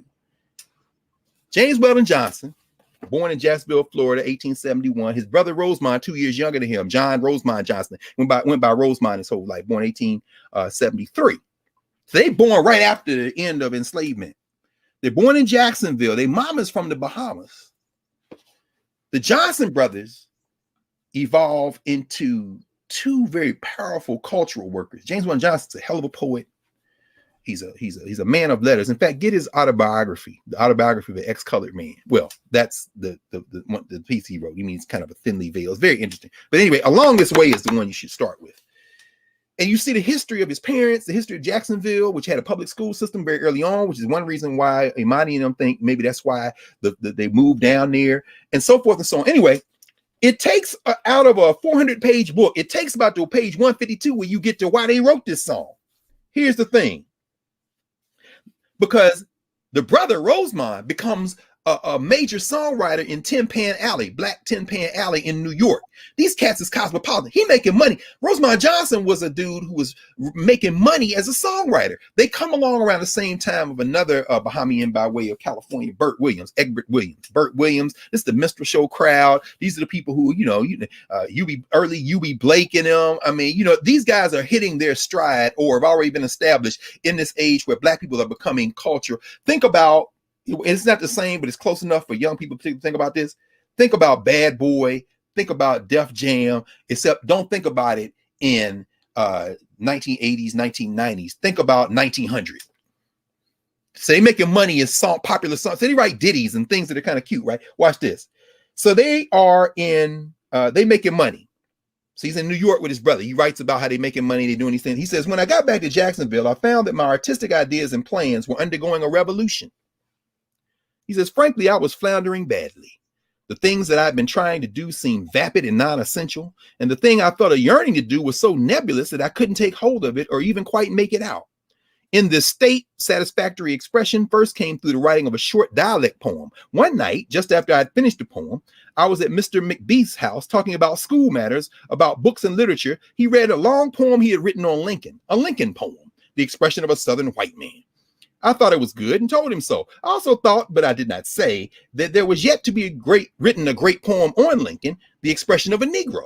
Aloud, I repeated for him my dialect poem, Since You Went Away. He thought it was good enough for me to try it, send it to one of the most important magazines. I sent it to Century, and it was promptly accepted and printed. And he said, outside of what he had done at Atlanta University, where he went to school with Walter White and them cats, he said nothing of his had ever been printed in a magazine like that. So they printed it. That poem, Since You Went Away, his brother wrote music to it, and it was eventually it was recorded. He said it was first sung by Amato, the Metropolitan Opera baritone. It was afterwards recorded for the phonograph by John McCormick with a violin obligato played by Chrysler, and it was again recorded by Louis Gravier and still again by Paul Robeson. It continues to find a place on concert programs. Look up Since You Went Away on YouTube if you want. You'll see you can hear Paul Robeson singing this James Weldon Johnson poem. But then during the winter, he writes some more dialect poems. He's back and forth between New York. And here we go. He says, a group of young men decided to hold on February 12th, 1900, a celebration of Lincoln's birthday. I was put down for an address, which I began preparing. But I want to do something else also. Remember now, he's saying my creative juices ain't flowing. So I'm writing these little dialect poems that my brother turns into songs. We making this money. But what I want to say, I can't get out of my breast. It's just in there. And I feel like I'm in a creative rut. Watch this. My thoughts began buzzing around a central idea of writing a poem on Lincoln. Remember, he said, there ain't been no great one written by a Negro. He says, but I couldn't net those thoughts. I couldn't get those thoughts together. So I gave up the project as beyond me. At any rate, beyond me to carry out in so short a time. And my poem on Lincoln is still to be written. Now, he publishes Along This Way in the 1930s. So there's 30 years after this. And mind you, Monty talks about this as well in her book. People used to ask James Weldon Johnson, how did you write Lift Your Voice and Sing? And he'd tell the same story with slight variations, but this is the one for the record, right? So he says, my central idea, however, took on another form. Because he's saying, we're going to have this Lincoln thing, and then we're going to go, and then we're going to, but wait, February when? The 12th? I ain't got no time to really write no. I'll get that up. But I want to do something. I'm in this rut. So watch this. He says, I talked it over with my brother. I talked over the thought I had in mind, and we planned to write a song to be sung as part of the exercises. We planned, better still, to have it sung by school children, a chorus of 500 voices. Now, mind you, Monty writes about this as well. She's got a whole chapter on all the black schools. Maya Angelou writes, if you ever read I Know Why the Caged Bird Sings, Ralph Ellison writes about, everybody, this is the song that begins to be singing all the black schools. K-12, Martin Luther King grew up singing this. The man put it in his 15-year-old award-winning oratory. So here we go. He says, I got my first line. Lift every voice and sing. Not a startling line, but I worked along, grinding out the next 5. When near the end of the first stanza, there came to me the lines, sing a song full of the faith that the dark past has taught us. Sing a song full of the hope that the present has brought us. The spirit of the poem had taken hold of me. I finished the stanza and turned it over to Rosamond. Now, there are accounts that say that Rosamond is in there in the house playing on the piano with the melody that we know now as the song, while Weldon is pacing outside on the porch and up and down the steps trying to think through this. Here's the next. In composing the two other stanzas, I did not use pen and paper. Let's stop right there. Jay-Z go in the studio, he don't have no pen or paper. James Weldon Johnson wrote in the national anthem, he don't do pen or paper either. He says, I did not use pen and paper. While my brother worked at his musical setting, I paced back and forth on the front porch, repeating the lines over and over to myself, going through all of the agony and ecstasy of creating as I worked through the opening and middle lines of the last stanza. And these are the ones he chose to include. And as far as I'm concerned, when they get to this verse right here, that's why you sing all 3 verses. My favorite verse is that last verse. Weldon Johnson puts in his autobiography, God of our weary years, God of our silent tears, thou who hast led us thus far on the way, thou who hast by thy might led us into the light, keep us forever in the path, we pray. Lest our feet stray from the places, our God, where we met thee, lest our hearts drunk with the wine of the world, we forget thee. Congressman Clyburn, this has nothing to do with those that captured your ancestors and made them pick that rice in South Carolina, sir. He continues, I could not keep back the tears. Weldon Johnson said, I could not keep back the tears. He ain't got pencil or paper. He said, I could not keep back the tears and made no effort to do so. I was experiencing the transports of the poet's ecstasy. Feverish ecstasy was followed by that contentment, that sense of serene joy, which makes artistic creation the most complete of all human experiences. He goes on to write in that chapter that they did the song and him and Rosamond forgot about it. Remember, this is a quick thing they did on deadline. He out there like, I don't know, man, but I just, you know what, bro? I got that first stanza. You work on that. And I like to imagine in my mind that Rosamond in there hitting that piano and he hits that blue note, boom, boom, and he's out there pacing. He ain't got no paper. God of our weary years, God of our silent tears. And the tears start coming. Bruh, take this. It's done. Look at them. They sang, yay, black guy. It's over. Weldon Johnson says, in the next few years, and then Imani charts it in her book, this thing hits like wildfire. 1919, the NAACP makes it their official song. Weldon Johnson says, I started seeing it everywhere. The school children of Jacksonville kept singing it. Some of them went off to other schools and kept singing it. Within 20 years, the song was being sung in schools and churches and on special occasions throughout the South. They sang it on Emancipation Day. That's always January 1. That was the song. They sang it Juneteenth celebrations. They sang it at school assemblies. Carter Woodson. They got lessons in the Negro History Bulletin. I got all the Negro History Bulletins piled up there in the back. They got lessons teaching school children, go research and talk about what this means to you. James Weldon Johnson said, colored wise, all of them, he says, nothing. James Weldon Johnson, by the way, died in an automobile accident in 1938 in Maine. His life was tragically cut short. He had a chair at Fisk. He was a professor at Fisk at that time. This is 5 years before he died. He said, nothing that I have done has paid me back so fully in satisfaction as being the part creator of this song. I am always thrilled deeply when I hear it sung by Negro children. I am lifted up on their voices, and I am also carried back and enabled to live through again the exquisite emotions I felt at the birth of the song. My brother and I, in talking, and I'll end here, have often marveled at the results that followed what we considered an incidental effort, an effort made under stress and with no intention other than to meet the needs of a particular moment.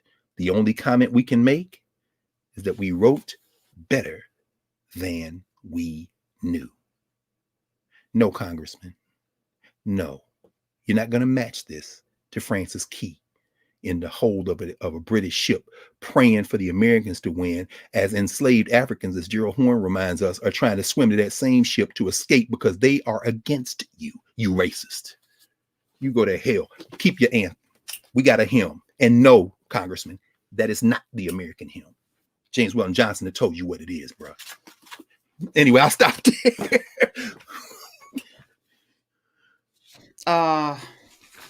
This is America. Ain't it? Yeah. There's a glee and a joy when we come together in these spaces, and a calm and a peace. I just want to think that because the possibilities are endless. And as I look at the room of people in the comments, because I got one eye here, I'm multitasking. Don't let them tell you can be a jack of all trades and a master of none. Right. Don't let them tell you that. We are Africans. We are Africans. We can master it all. Come on. So I just want to thank you for that. Every day I listen to you in different ways on different platforms, and I'm reminded that we can do all things. So we have to. Well, I look at you, what you built. I can't thank you enough. Speaking of that, over the next couple of weeks, and you and I have been in conversation about this, we are going to, we are in the midst of building a platform. So let me just publicly thank the team. Thank you, Kareem. Thank you, Carl, Urias, and Donica.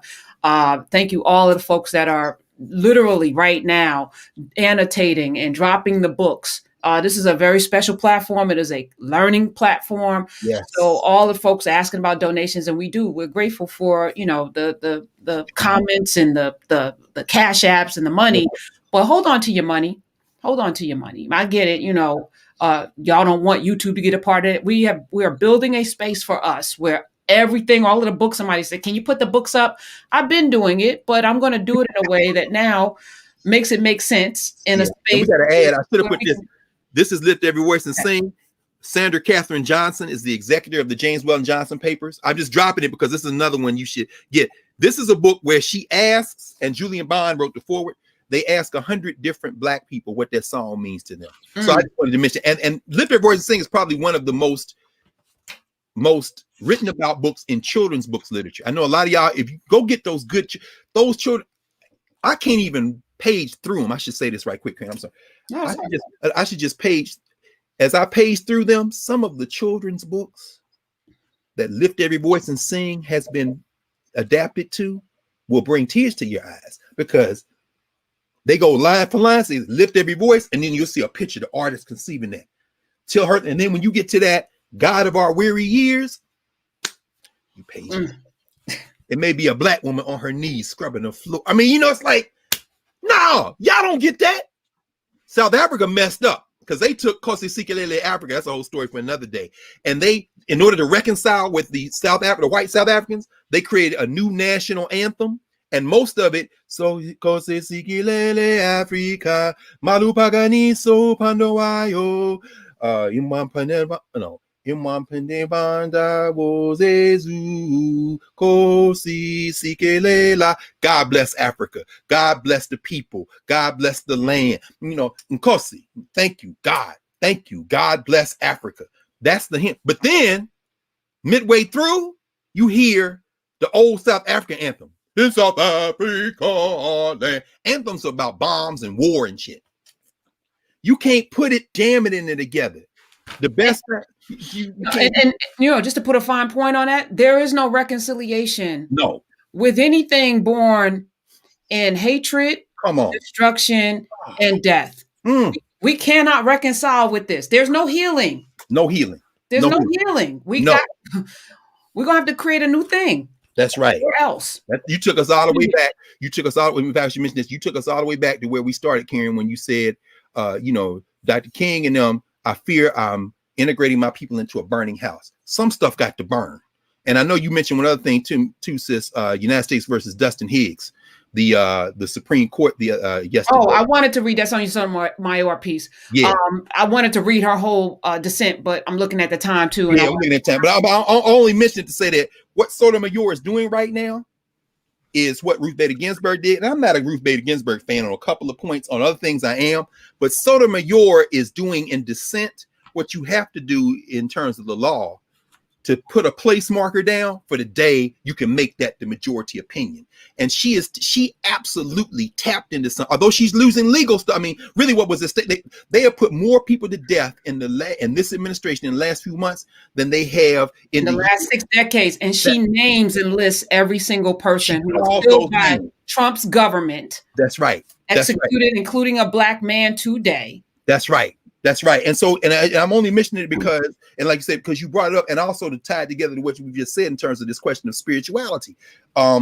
Any lawyer will tell you, particularly folks who have worked in the federal courts. One of my best former students, brilliant sister Angela Porter, who's in Minnesota, who clerked for 2 federal judges.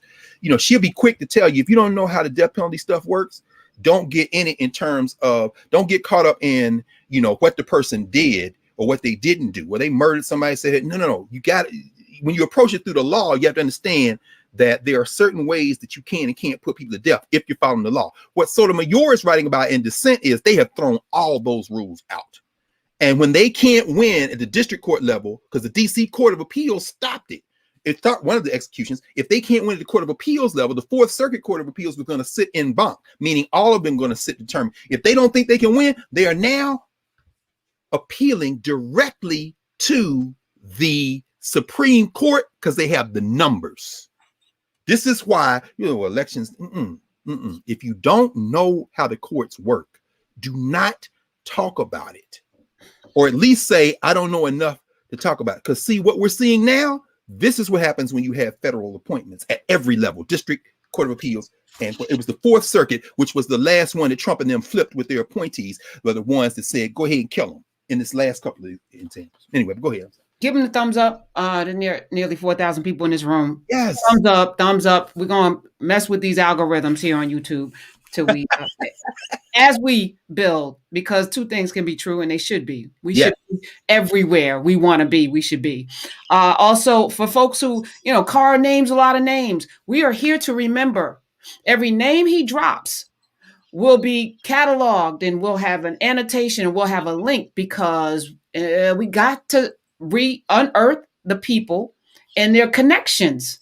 So you are tying threads literally to sew up our history. And I appreciate every name you drop because as I'm going back through every video and I get why people watch it 2 and 3 times, I'm like, oh my goodness, I'm now going down different rabbit holes because you're mentioning a name that just sparks my imagination. So I want to thank you for that. So if you don't have the patience to go through the names, that's on you.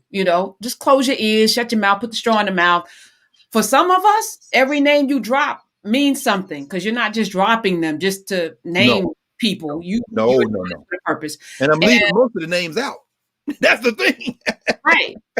And if we don't reclaim our history through this process, no one else is going to do it. So stop complaining. So I just want to say that. And somebody had a question about the stained glass in Martin Luther King's church in Ebenezer. Ebenezer, that there's a white Jesus in that stained glass. Oh, yeah. And there's white Jesus in a lot of our churches. When you know better, you do better. Yeah. We grew up with them, no question. And I think that was it. So we have questions from folk. So you ready?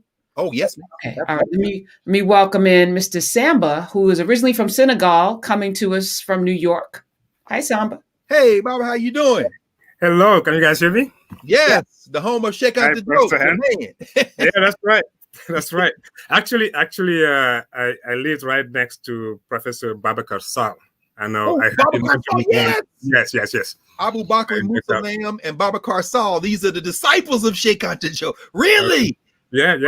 Absolutely. Yes. Absolutely. Yeah. Well, thank you very much. I'm a fan. Thank you. Where you saying in Wolof? Nangadef? No, Nangadef. Yeah. That is our lingua franca. But I'm I had a question. Senegal is the largest port of Africans into America. That's one of the greatest ports from Africa to the New World. Senegal. You mean like from Gorée? Is that what you're talking about? Or is that the largest? I think it's smaller than a port that we have or they built in Ghana.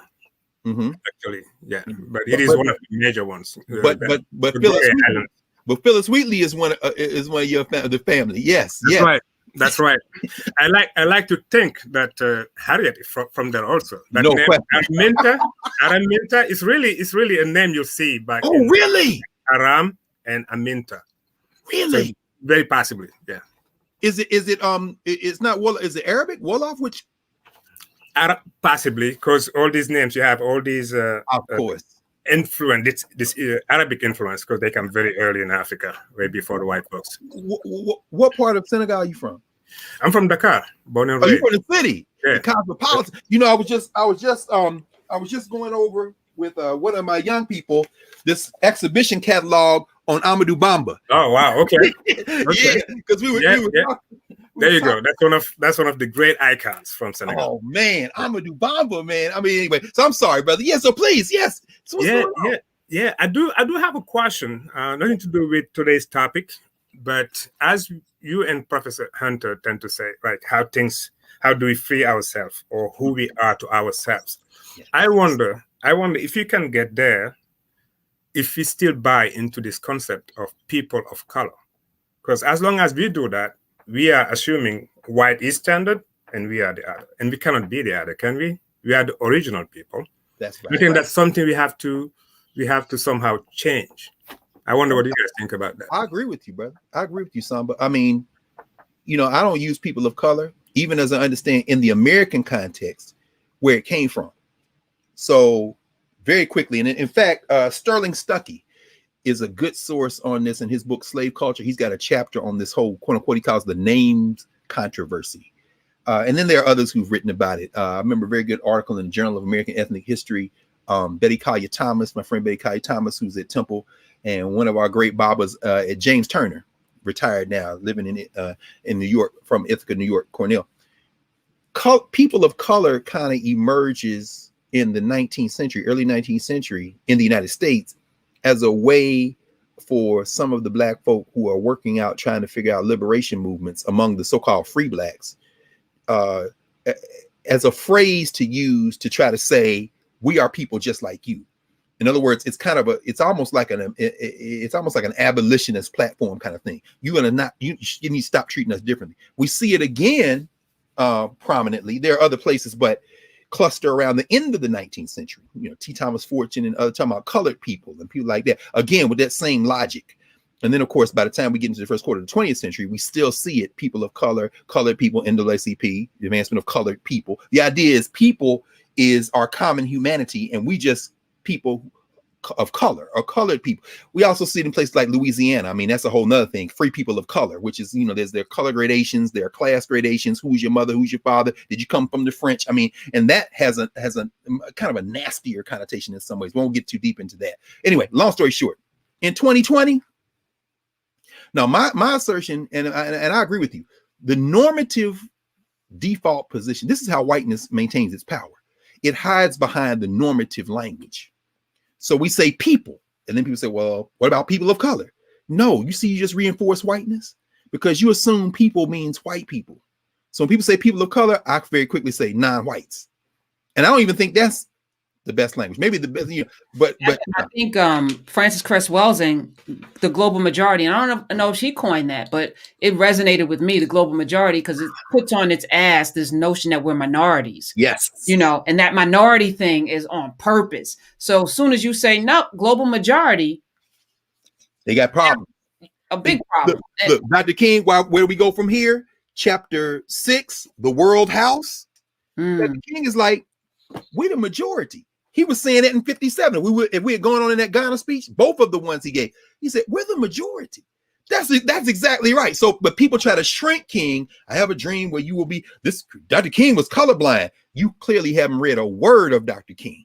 Dr. King, like Samba, like what you said, Karen, in naming the global majority, Dr. King, in fact, this is what he says often.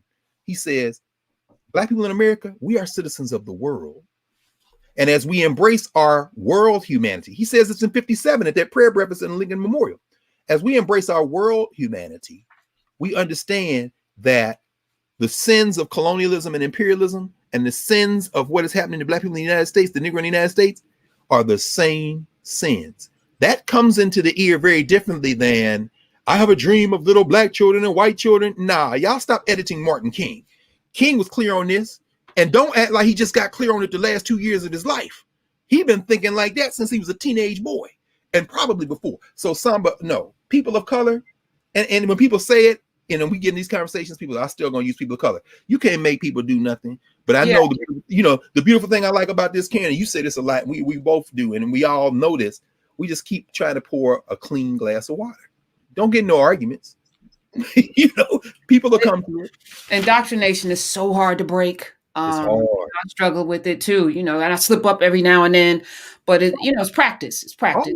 We're not Black. Black is a comparative designation that always puts white at the top of the food chain. Malcolm said that, right, when he was reading the dictionary. So we're not Black either. We're the global majority. Human.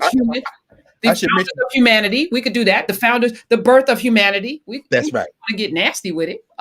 That's right. Oh, and I should mention this too.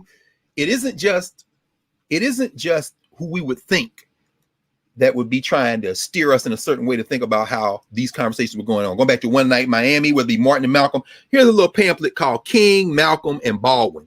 Kenneth Clark in these questions he's asking Martin Luther King and them. And if y'all really want to get into it, after Dr. King was killed, the Ford Foundation, some more people gave them some money. By the way, shout out to Dr. Alondra Nelson, Sister Alondra Nelson. This sister who late from Columbia, on the faculty of Columbia, brilliant scholar of race. She wrote a whole book on the social life of DNA. I mean, brilliant scientist. She was over the Social Sciences Research Council. She still is, but she is transitioning now. She's going to be one of the senior deputies dealing with science in the Biden-Harris administration. That's a Black woman who is a whole beast. So I just thought about it because, these foundations, Elizabeth Alexander now, you get Ford Foundation, the Mellon Foundation, they give out money for people to do work. The Ford Foundation, and there's a whole series of books that deal with this. Here's one right here called Top Down, the Ford Foundation, Black Power and the Reinvention of Racial Liberalism, Karen Ferguson.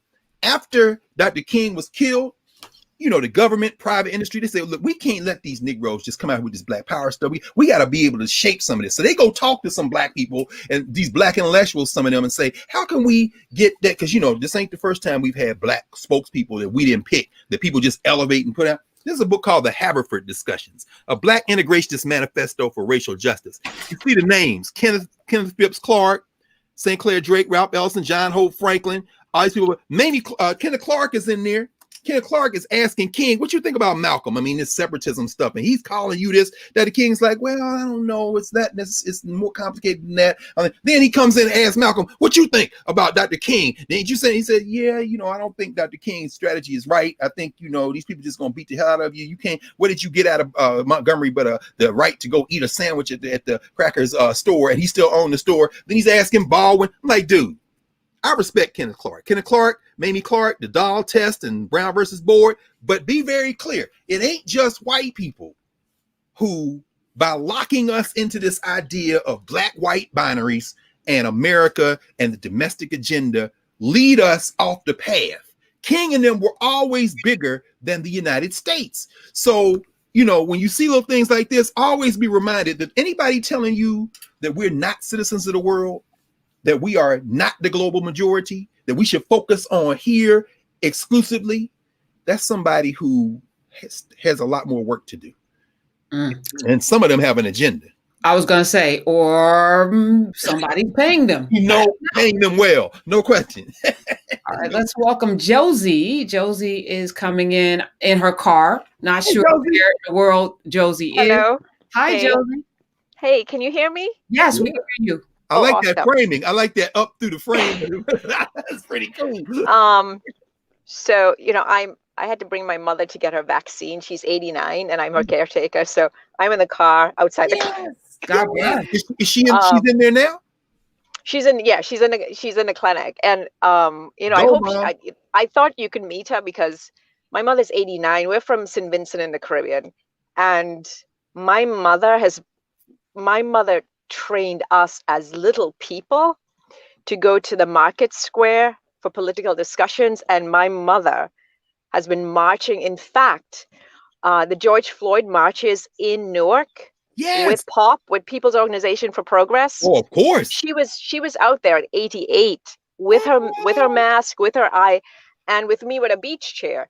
But my mother says, her position is you got to be counted. You got to show up. Yes. And you can't wait too late to be counted and too late to show up. Yes. So so that's, we would have been with the MLK march with Larry Ham today, but we had to come and do her vaccine. Oh, Larry Ham. Listen, the People's Organization for Progress. I remember at Baba Amiri's funeral at Mary Baraka. POP, man, y'all are legends. This is what I'm saying. Well, listen, I was actually Larry's Ham press writer for his Senate campaign. Larry's a fierce brother, and and we're I'm helping some young people to do what we call a popcast to create activism in a new generation. Larry is alive, and Larry will continue to be alive, and so many others. Baba Zaid. So many others. Thank you, Josie, for this work. That's so important. I have to. I remind my man Todd Stephen Burrows, who teaches at Seton Hall, who's been working for many years with pop. That just reminds me of him. Thank you so much for that continued struggle and that continued work in Newark. Well, Todd is a friend, and actually Todd put us in touch. I'm the one in the email. Yeah. Okay, it's good to see you. Yes. I'm the one. I am so I'm from the Caribbean, and so when I engage in work in America, I engage in work from a Pan-Africanist perspective. And so when you started the conversation today, I have so many questions, and I have so many questions every week for you guys, but I just take my notes, and like everyone else, I'm taking my notes and getting my books. And so so I want to go into my question, and let me just say, I share your links with all of my people back in St. Vincent. Oh, that's because we, I come out of a political organizing movement in St. Vincent. This is Maurice Bishop era. This is that whole. So I'm part of that generation, and my cousin, actually, Ralph Gonsalves, is the prime minister. He's my cousin. That was the name. When I think of St. Vincent and the Grenadines, I think about wow. Yeah, that's my cousin, and so I come out of that tradition and being raised in that. And I got Frantz Fanon's book Black Skin White Mask when I was 9 from my brother, who was smuggling papers from out of the Iron Curtain into St. Vincent. So we come into this space from a Pan-Africanist perspective, and we come into, and the work that I do in here, when I do work on social justice, what I say to folks is, I don't do work around racial equity. I do work around Black liberation. I know that's right. And your Blackness is not my Africanness. Come on. And I say that to young people. Yes. And by the way, I came up with that particular mantra based on you and Professor Hunter. Really? So it's just a recent, I say to people, your Blackness is not my Africanness. Oh, no, that's, what's so funny? I think you all have demonstrated that to us out of the Caribbean. In fact, I have a very good friend, Seal Daniel, who is, she went to school in, I guess, Montreal. I know the Canadian link. It was we have a lot of that. Yes, we do. I forget the name of the school now that the students, mostly from the Caribbean, took over.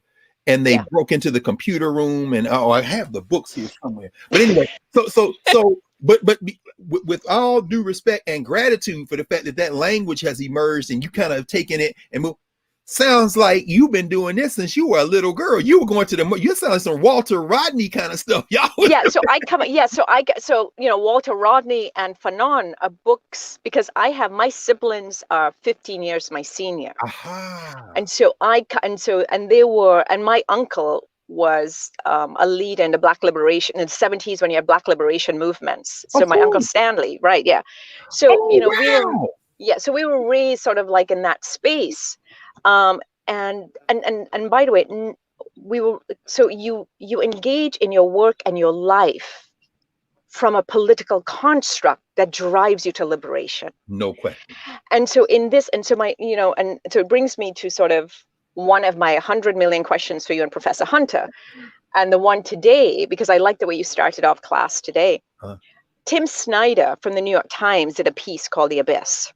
Yes. And when he frames, brilliant piece, right? Yeah. And so he frames the insurrectionists as breakers for the Republican Party. And he talks about the gamers who are the politicians. And I want to expand the gamers, because I see the gamers, which is the challenge we have when you talk about, when Professor Hunter poses a question, how do we move forward? And the idea is the gamers are the white neoliberals and white neoliberalism that not just, and separate from the 74 million we have assumptions around. That's right.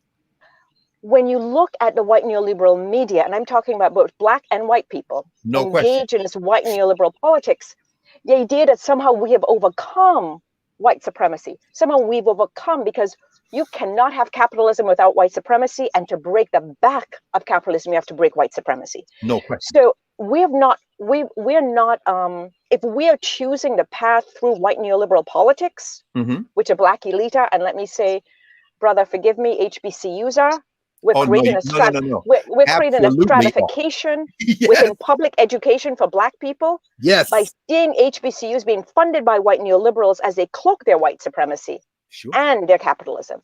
And so the conversation, if we're trying to figure out the Black liberation struggle to the next, as we move through and we have assumptions about what Biden and Harris will do for us, are we ready to see ourselves fully complicit in the insurrection? Because white neoliberalism is fermenting all of this. And so we have assumptions about access, assumptions about power, assumptions about influence. And if we look at this from a Pan-African paradigm, if we look at this through a revolutionary struggle, then we have to accept and come to terms with our complicity, and to understand that white neoliberalism, very true, are the gamers, very true, of the insurrection. Let me ask you, Josie. First of all, I agree lockstep with everything you said. In fact, anyone who disagrees, it seems to me, would have to show their work. How did you get to the disagreement point? Because everything is there for us to see. Let me ask you, because it's something I struggle with. And, you and I both, and I'm sure there are many others who are listening to our conversation and thinking, have had fractures with comrades, and particularly the politics of a place like Newark. You know better than I do, than any of us. Going back to the Committee for a Unified Newark and Kenneth Gibson, and coming all the way through to Ras Baraka. When I become the mayor, we become the mayor. Yeah, but there are contradictions and tensions all in that, and fractures. How do you imagine in this real-time, real-world struggle we're engaging in, as we are clear ideologically and increasingly clear as we study and practice, how should we engage electoral politics in your mind? How does that unfold? Because I don't have a clear answer. Again, I've been crucified by some of my ideologically consistent friends that saying, you saying vote for Biden here. I'm like Linda Sarsour, use your best opponent. Now, you heard the $1.9 trillion budget that Biden proposed, which is clearly not enough. But there are people who are about to get evicted that, if Trump was reelected, would be evicted. You know what I'm saying? Now that isn't an excuse, and that isn't a support or endorsement of Biden, Harris, or anybody in that cabinet or anything else. But I'm wondering, and this is why I want to ask you the question, because how should, in your mind, tactically, how do we engage? How do we use electoral politics to pursue our ultimate objectives, even though we run the increasing risk of it backfiring on us? I don't know. I mean, do we just continue to heighten the contradictions? I mean, what's your thinking on that? So, I say to young people, you have to play to lose. Interesting. Say some more, please. Say some more about that. And so and people are like, what are you talking about? I said, you have to play to lose, meaning you have to push the limits. And this is, something that you and Professor Hunter have talked about. And you sort of raised, right? We've got to look at the patterns of the past to inform That's true. the moves of the future, right? And so when I say play to lose, it is about consistency in political education. It is consistency in the way in which we hold not just our politicians accountable, but our academicians and the education structure, because Absolutely. we all live within this educational paradigm. And then the other piece is, how do we begin to reframe liberation through an economic paradigm? The abolition paradigm, right? How do we begin to reframe it through an economic, understanding the economics? And I think this particular window that we've seen Black people saying white supremacy comfortably also allows us a way, right? How about that? Right. Listen, I wasn't let into rooms because I would talk about white supremacy. Oh, wow. I've been fired because, right? So we have an opportunity to begin to change the discussion around economics, rigorous economics, understanding the way in which, not to separate out white supremacy, but the way in which white supremacy is a function of metadata capitalism. And to understand the way in which we deconstruct metadata capitalism and support, because this is the piece, right? We see ourselves as individuals within we see ourselves as individual within the marketplace. And so therefore, I live in my house, I do not live in my community. I pay my mortgage, I do not pay the mortgages or the taxes on my neighborhood so that I live within that construct. And we have lost 2 generations, including my generation. I'm in my mid-50s. Me too. We've lost that, our generation and the 2 and generations after, on how we see our role within the liberation movement. We no longer see ourselves and have a discussion about how we move, because when you are an oppressed class, you must design an understanding of how you exist through that paradigm, because you're fighting against an oppressor. It's true. And we Professor Hunter's on. I must be stopping now. No, keep talking. I just came on to say how much fire you were delivering today. That fire, right? And I'm sitting scribbling notes. Go ahead. You never know where. I mean, this is everything. This is what we talk about, Dr. Carr, behind the scenes. Yes. The power that we must have while we both live in these worlds where we are dependent upon people's paychecks to eat. Yes. So we talk about this. So it forces us, and One Night in Miami talks about that. We're still getting paychecks from white people. So I may be rich, but as long as you're getting a paycheck that's tied, and even those HBCUs that were founded by white people, for what purpose exactly? It's still about fostering a white narrative. And it's still not about us being completely, as one gentleman said during One Night in Miami, and I got to go back to it because the conversations were dynamic. Thank you, Regina King. How can we show up, Muhammad Ali's character, as our full selves and not have to worry about how we're going to eat and survive? But if we start with community, because we've done it before. There it is. If we've done it before, we didn't need them. And then they got mad and bombed us and killed us and raped us and, destroyed. They keep getting mad. The goal here is to figure out when white anger happens, which it always will, jealousy and fragility, do we have an answer for it?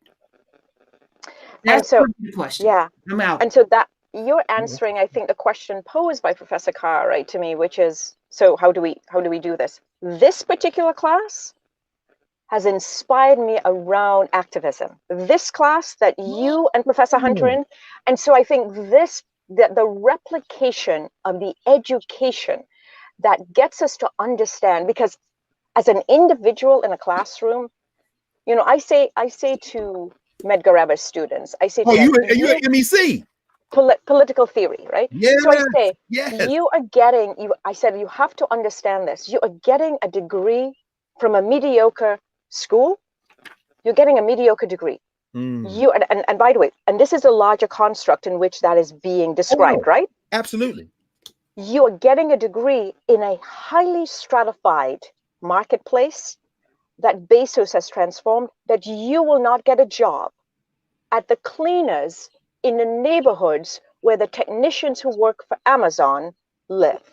How about that? You will not get a job as a waiter or waitress because because we're not only economically stratified, we're socially stratified.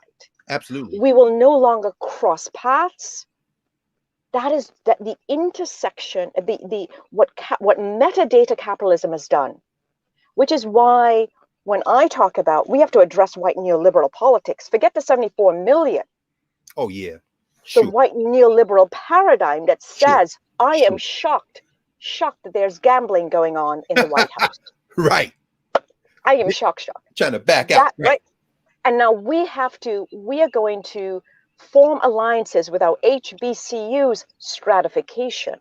Yeah, you see what they're doing now in Atlanta with that Amazon campus. It's reinforces stratification for sure. Because the majority of Black people who attend public universities are now invisible. How about that? Invisible. Yeah, I mean, interesting. And so young people have become invisible while they're bought into the idea that a degree is going to get me out. It's going to get me connected. It's going to get me that tech job, right? They become invisible. On top of that, they're also convinced that they're entrepreneurs. Not that you have to have $150,000 liquid cash for being an entrepreneur, but my logo is now my entrepreneurial path. Right. In fact, I think about Sophia Noble's book, Algorithms of Oppression. Exactly. You know what I'm saying?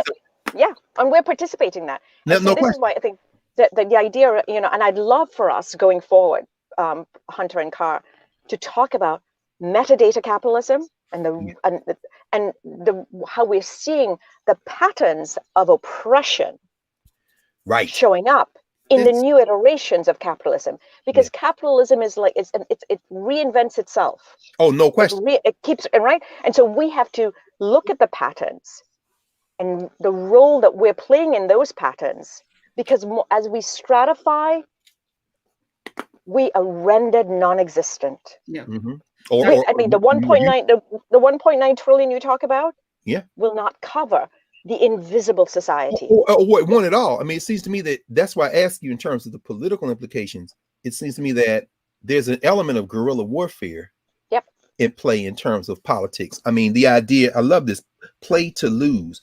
I mean, the idea that if we know we're not going to get the resources, we're not going to be able to seize the resource. At this point, we don't have the critical mass, as you said, the organization, and whether it be very local politics.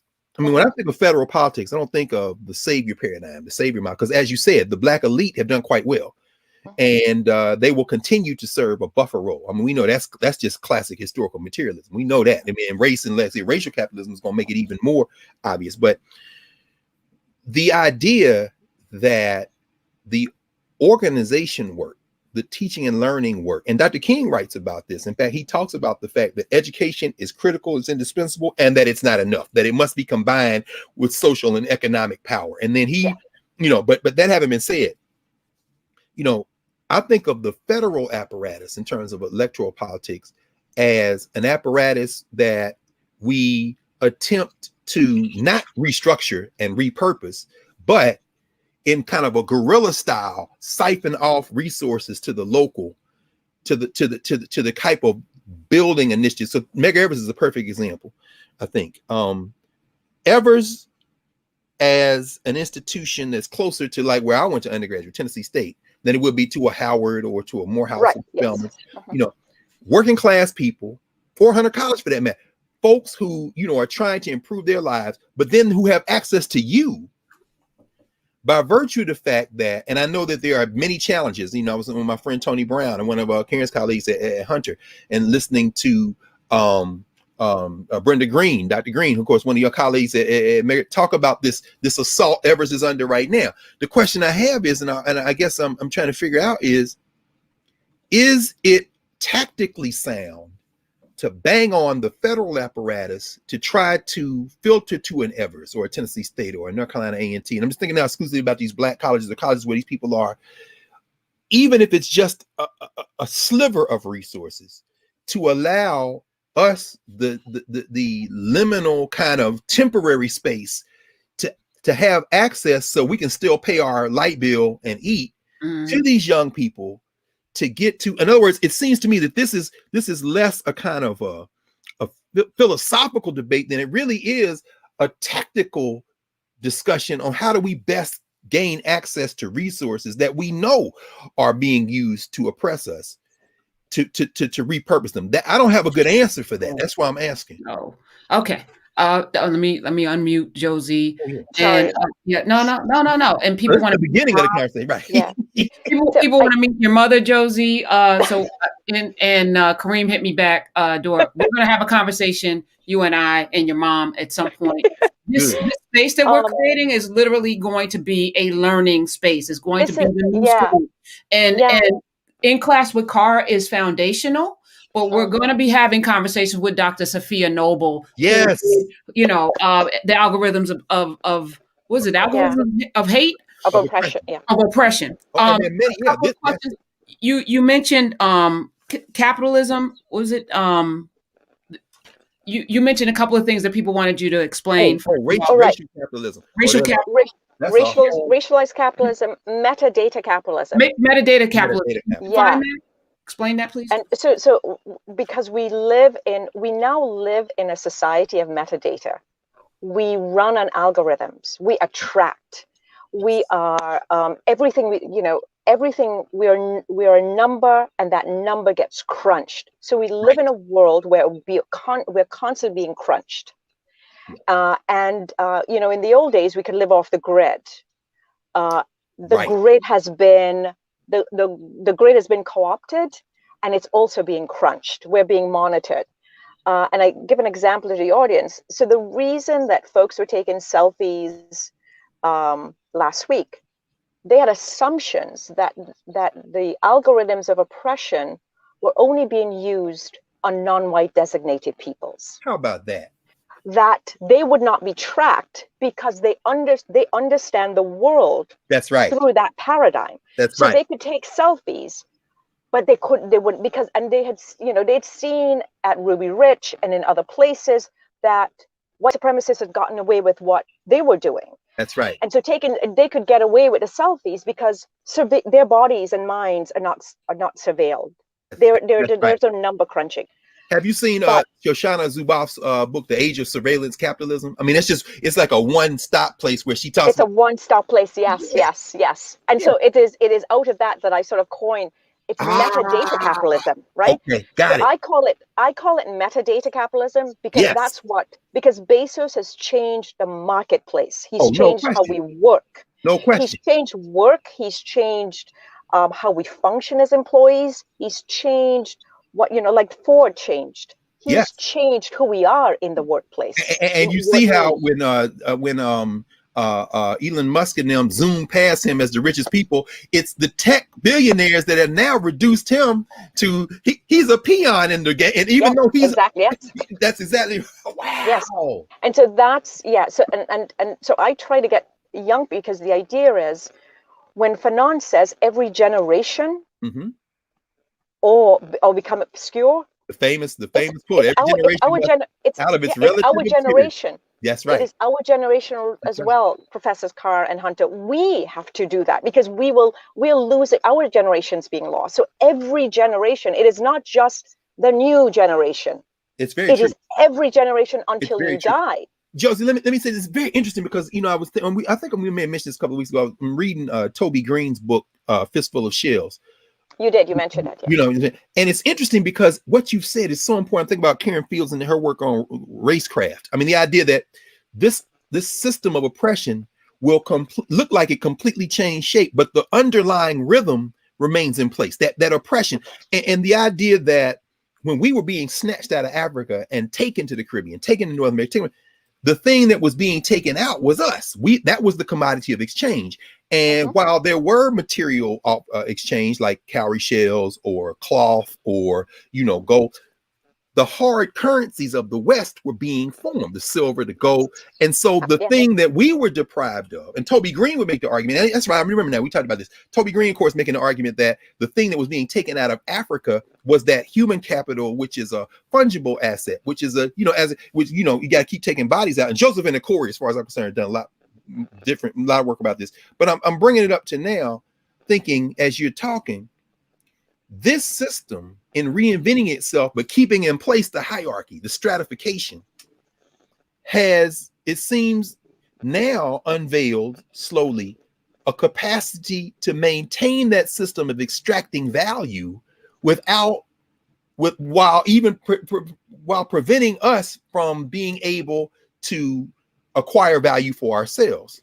So how do we, for lack of a better term, jailbreak that rhythm that is not just emerging in place, but that began with the literal snatching of our physical bodies centuries ago? Well, it began before that, but it drew us into it, and now has reformed so that our physical bodies are allowed to walk around, as Dr. King said, but our minds are now hardwired into this process where our labor value is still being extracted. But I would ask you this to finally, because your students, less so than the ones that are at a Howard, like you said, because they too have been seduced into this idea that it's going to be all right for them. They're going to be part of that little manager class. But your students and students like the school I went to, or most of the people who don't go to school at all, do you imagine as this process continues that there's going to be a kind of explosion of, for lack of a better disposable people? I mean, is this going to be market-based? We're gonna have to make this a cliffhanger. We're gonna have to do a whole lesson on this because we'll be here another hour. I already know you. I see you. And then you're gonna find a book, and then you're gonna come and it's gonna be another 2 hours. Some of us got stuff to do today. We don't already You're right. Hours and 40 minutes. We got another question to be asked. I blame you, Dr. Josie, but the goodness of this is you're gonna come and teach with Dr. Carr. Yes. Exactly. Yes, you will be teaching, madam. And finally, can't let you go because a lot of people are confused by the phrase. I know there was a phrase because Don Lemon, some mediate. I think that's what you call it. They called him an open black person, or he's openly black or something. And that was trending all last night. But what? Yeah, it was. But people want to know, Dr. Josie, what is your blackness is not my Africanness? What does that mean? Oh, interesting. Oh, that's so I'm going to try to be quick. Right? Yes, and so it's the way in which we codify a blackness, the way it has become a hyper consumer product, the way we consume blackness, the way it's designed by the oppressor for us to consume back to ourselves, for white people to consume. How about that? So the message is to white people. Your is not my Africanness. Is not my Africanness. Is not my Africanness. All right. I appreciate you. Look for an email from me. Peace out. Thank you so much. I love you both so much. Love you, your mom. My mom's 93. Stay healthy. Stay alive. Liberation. Yes. Tell your mother hello. Look for an email from me. Okay. Bye. All right. Bye. All right, Doc. This is our last caller or last question asker. Maybe we'll get out before 3. Blood of Jesus. All right. We will. We're going our lips together. We welcome Roger from Chicago. Roger, that's my man. Dr. Carr, what's going on? Hold on. There's a running joke in the that somebody wants to play a game like who doesn't Dr. Carr know? Because apparently you know everyone, which I think is important. You are the glue. You are the connector of all people in the diaspora. Yes. No. All right. That's just a target on the back. No, this is divine order. You done prayed this into this space, Professor Hunter. Roger, how are you? Doc, what's going on? I'm good, man. Hey, man, what's that on your hoodie, man? That's AfroBlocks. That's actually what I wanted to talk to you about. What's going on? So yeah, I've been working out here. I'm in California now, in LA. I've been working in tech for like the last 10 years. Yeah. Started a bunch of businesses. Just trying to get in the process, building up the ecosystem as well. Got to do that. getting as much of us in the space as possible. But kind of to go back to the question that you guys were just discussing. I started a startup last year, AfriBlocks, and what we're doing is we're a freelance platform that connects freelancers on the continent to people all over the world. I don't know if you know anything about the freelance economy, but it's a $1.5 trillion market. I want to say over the last 10 years, India and Eastern Europe have dominated. But the issue that has come into play is that in the next 10 years, there's going to be a talent shortage, right? So I know you've seen a lot. Walk us through that. When you say talent shortage, people without skills, people, I mean, what? 85 million jobs across the globe could possibly go unfilled because populations are going down. Tech jobs. Like coders, developers, IT professionals, designers, all across the board, even the business development side. So what's happening is populations are going down across the globe, except in one place. So I know you've noticed. Exactly. Have you seen the book guy wrote, and I mentioned it maybe earlier in some called The Scramble for Europe? So I mean, the idea that even Europe is going to be overrun by non-white people at some point. Exactly. So that's the reason I wanted to really hop on and chop it up with you, because I want to get some academic support behind some of these theses I have in terms of the business side. Going back to the shortage, so it's 85 million people, 85 million jobs that can go unfilled. Populations are going down everywhere, except Africa, of course. 60% of their population under the age of 25. Under 25. And most of that are like under 15 or something. It's like insane. Exactly. So the way I look at it, Doc, I feel like it's an opportunity for someone else in this world to go into Africa, take advantage of the potential and exploit our people again, right? And I say as a Pan-Africanist, as a true Pan-Africanist, right? As a Black American or whatever, American Black, African American, American African. As Howard French, the writer for New York Times, his book Africa, China, China, Second Continent. I mean, there's a whole shelf of books. Right. They're already there. So let me ask you, Roger, how do you imagine what do you think we should be doing by we? Because again, there's this whole idea that Africa requires external assistance, and you and I both know, and I think probably everybody not at all. That the thing Africa needs is the thing Frederick Douglass told white people, Black people need in America. Leave us alone. I mean, because anybody spending time in Africa knows, look, that's where it's at. You know what I'm saying? Yeah, leave these people alone, and they're gonna be fine. In fact, you don't want to get left. Can we come? Yeah. What do you think? So my co-founder, that's what I want to touch on. My co-founder is from Zimbabwe. He's from Harare. He's actually in Harare now, Brother Tangai Chodo. And this was his thing. I came on. He reached out to me for advice because we worked together in the past with a brother's. Karen might know Sinclair Skinner. He was doing some stuff with Big Mari. And I met this brother Tangai, and we chopped it up. But he came to me earlier this year. He's like, "Yeah, I got this idea. I've been hooking my boys up with jobs. It's taking off. Like, do you think there's something to it?" And I'm like, "Yeah, of course." And I was doing a whole bunch of other stuff at the time. And after a few months, I saw myself diving deeper into it, because I saw the problem that was coming ahead over the next 10 years and the opportunity, how it could either be us getting exploited or us, building some tools. The L with our name on it has already been manufactured, brother. We're gonna take the L unless we do something about it. Exactly. So the way I see it is we're all, wherever Black people are in this world, right? We're citizens of the globe. Like, we all have to approach our problems in different spaces. The one thing I see moving a lot here, and I know it doesn't work for everybody, but I see a lot of push towards entrepreneurship on our side, building businesses, building ecosystems. And the cheat code for a lot of people in the tech space over the last 10 years has been to hire offshore talent to kind of build their back ends and things like that.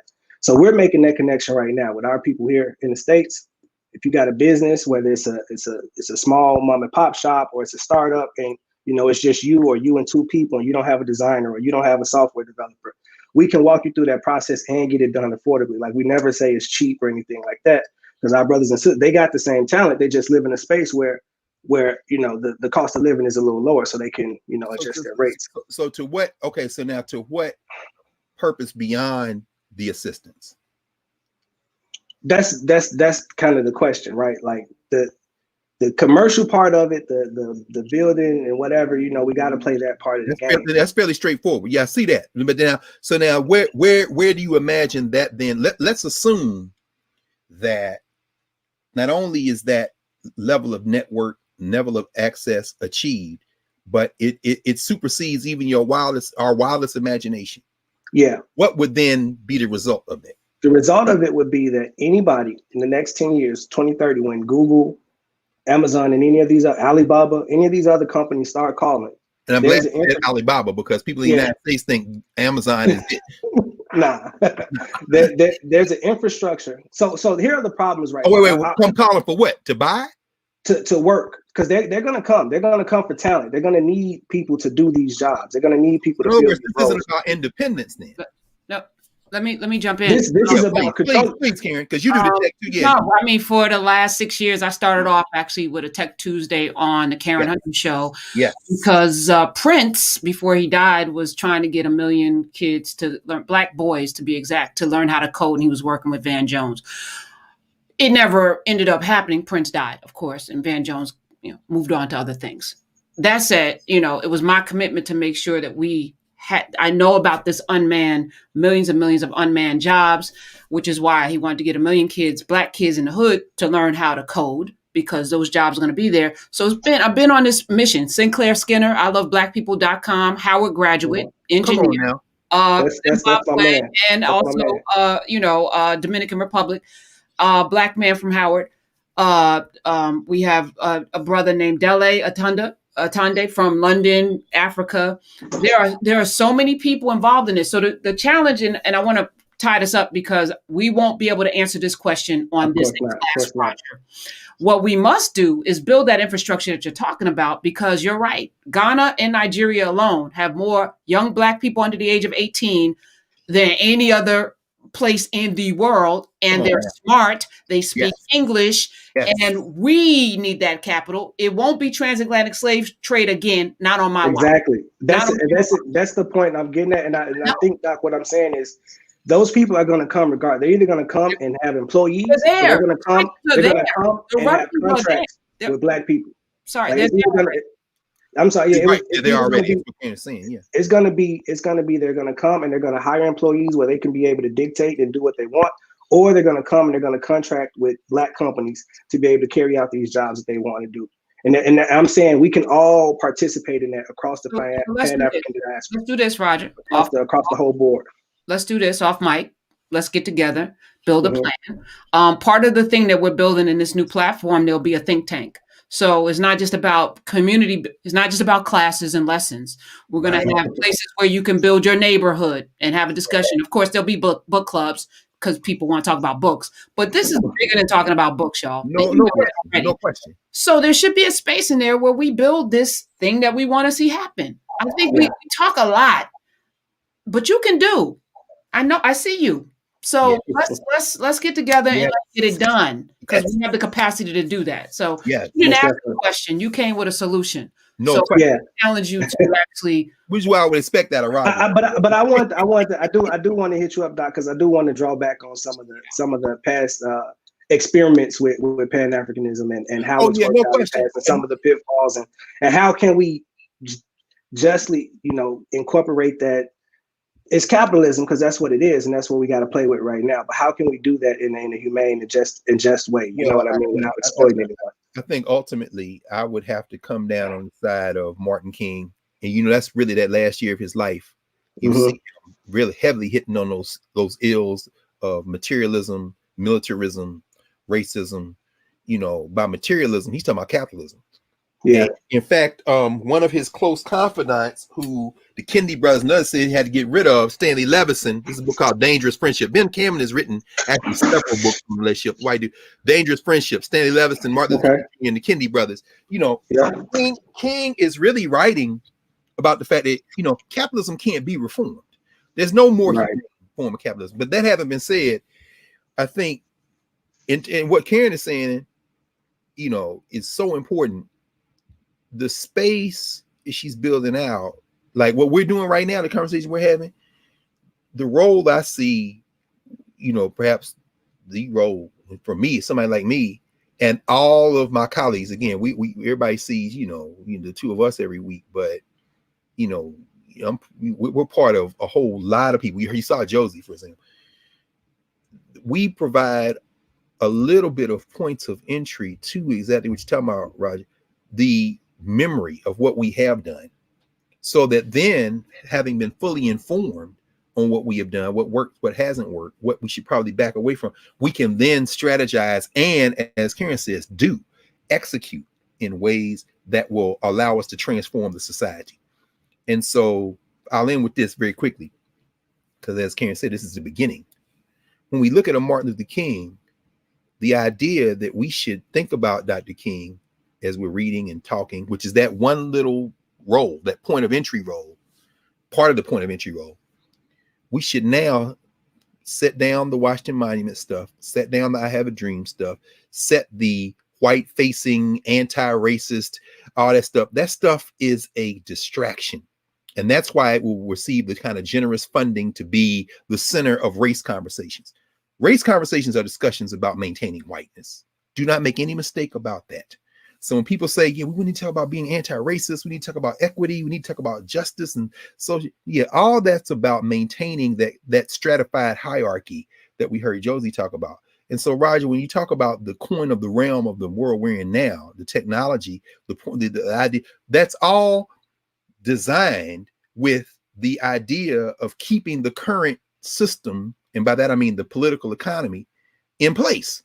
If we're going to change that, we have to imagine a world in which that is not the organizational logic. Otherwise, we continue to teach our children that your objective is to master that game. That game can't be mastered. And that's why, finally, as we approach these points of entry that involve those of us who study, the movements of our people across time and space, we've got to realize we have all the language we need, not only to think through a world that we want, but to think about the places where we've come close to or imagine that world.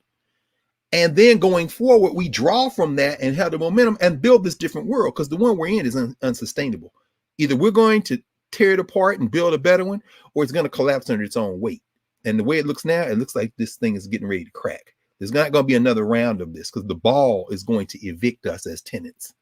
The ball is going to get rid of human beings. So this is literally life or death for the species. And if it's got to be Africa to save the species by saving ourselves first, so be it. But this can't be a conversation about capitalism no more, because that's not going to work. We're going to die. You understand? So, hey, I'll stop. Thank you, Roger. Appreciate you, brother. Yeah. Well, so as it was in the beginning, so shall it be. Let me thank you. Listen, this is all divine order. The fact that Josie came in, again, I don't know any of these people who DM me. I don't know them. I just put them in. You know them, apparently. No, apparently, I tell you who know them, the force that is moving them and moving you through your fingers. Listen, and then she talks about algorithms and metadata, and then in comes the tech guy, right? No, this is how it works. And I'm trying to imagine, have you had Professor Noble? Oh, she's been on a couple of times. That's what I thought. I remembered that. Yeah. And talked about my buddy Ed Young about Blackbird. I mean, like these things, and then he brought up Sinclair, who emails me and texts me just about every day. My brother, at Howard, Howard. I mean, it's not bizarre. I think you never thought you could live to see history play out, but that you'd also somehow be a small part of it. It is humbling. So I want to say every week we come in with an edict, to inform, to engage, to drop these breadcrumbs. And then what ends up happening is transformative. So I just want to thank you for participating, man. I don't. No. Breathtaking. No. Listen, it is a real honor. I wish that. Oh man. Anyway, we'll come up. I don't know where we're going next week, but the ancestors do. So I just want to thank everyone. Listen, since we talk about algorithms, hit that like button. Doesn't cost you anything. Yes. Hold on to your coin. I promise you, we're going to launch something that's going to be, to me, the next thing. And I want to thank the team again. Thank you, Kareem and Donica and Carl and Urias and all the folk that are participating in this. But more importantly, Dr. Carr, your time is so valuable. And this is the only reason. Give up it willingly. No, this is the only reason to be. I can't, and I want to not only thank you. I want to remind everybody in March when this plague hit, and I'll never forget standing in the parking lot outside the library at Howard and saying, we're not going back. I don't know what's going forward, but this is the moment when we can begin to try to build the thing we need. Because now we're all going online. And so, Karen, when you envisioned this and you started it, I didn't know where we were going, but I knew it felt like, oh, this feels like the thing. And so not only thank you for me and for everybody else, but the feeling of excitement. I feel like James Weldon Johnson in the longest way as he was writing, and he said, this is the creative feeling that allowed this thing to come through me in a few minutes. And here we are 100 years later, everybody's singing it. Me and my brother made that up in 20 minutes, man. But when the thing gets you, that's the moment. And you have seized this moment, sis. I appreciate you for that. Wow, you are my brother. Yes. I love you. Love everybody else. Thank you all for being here today. Yes. See you next Saturday.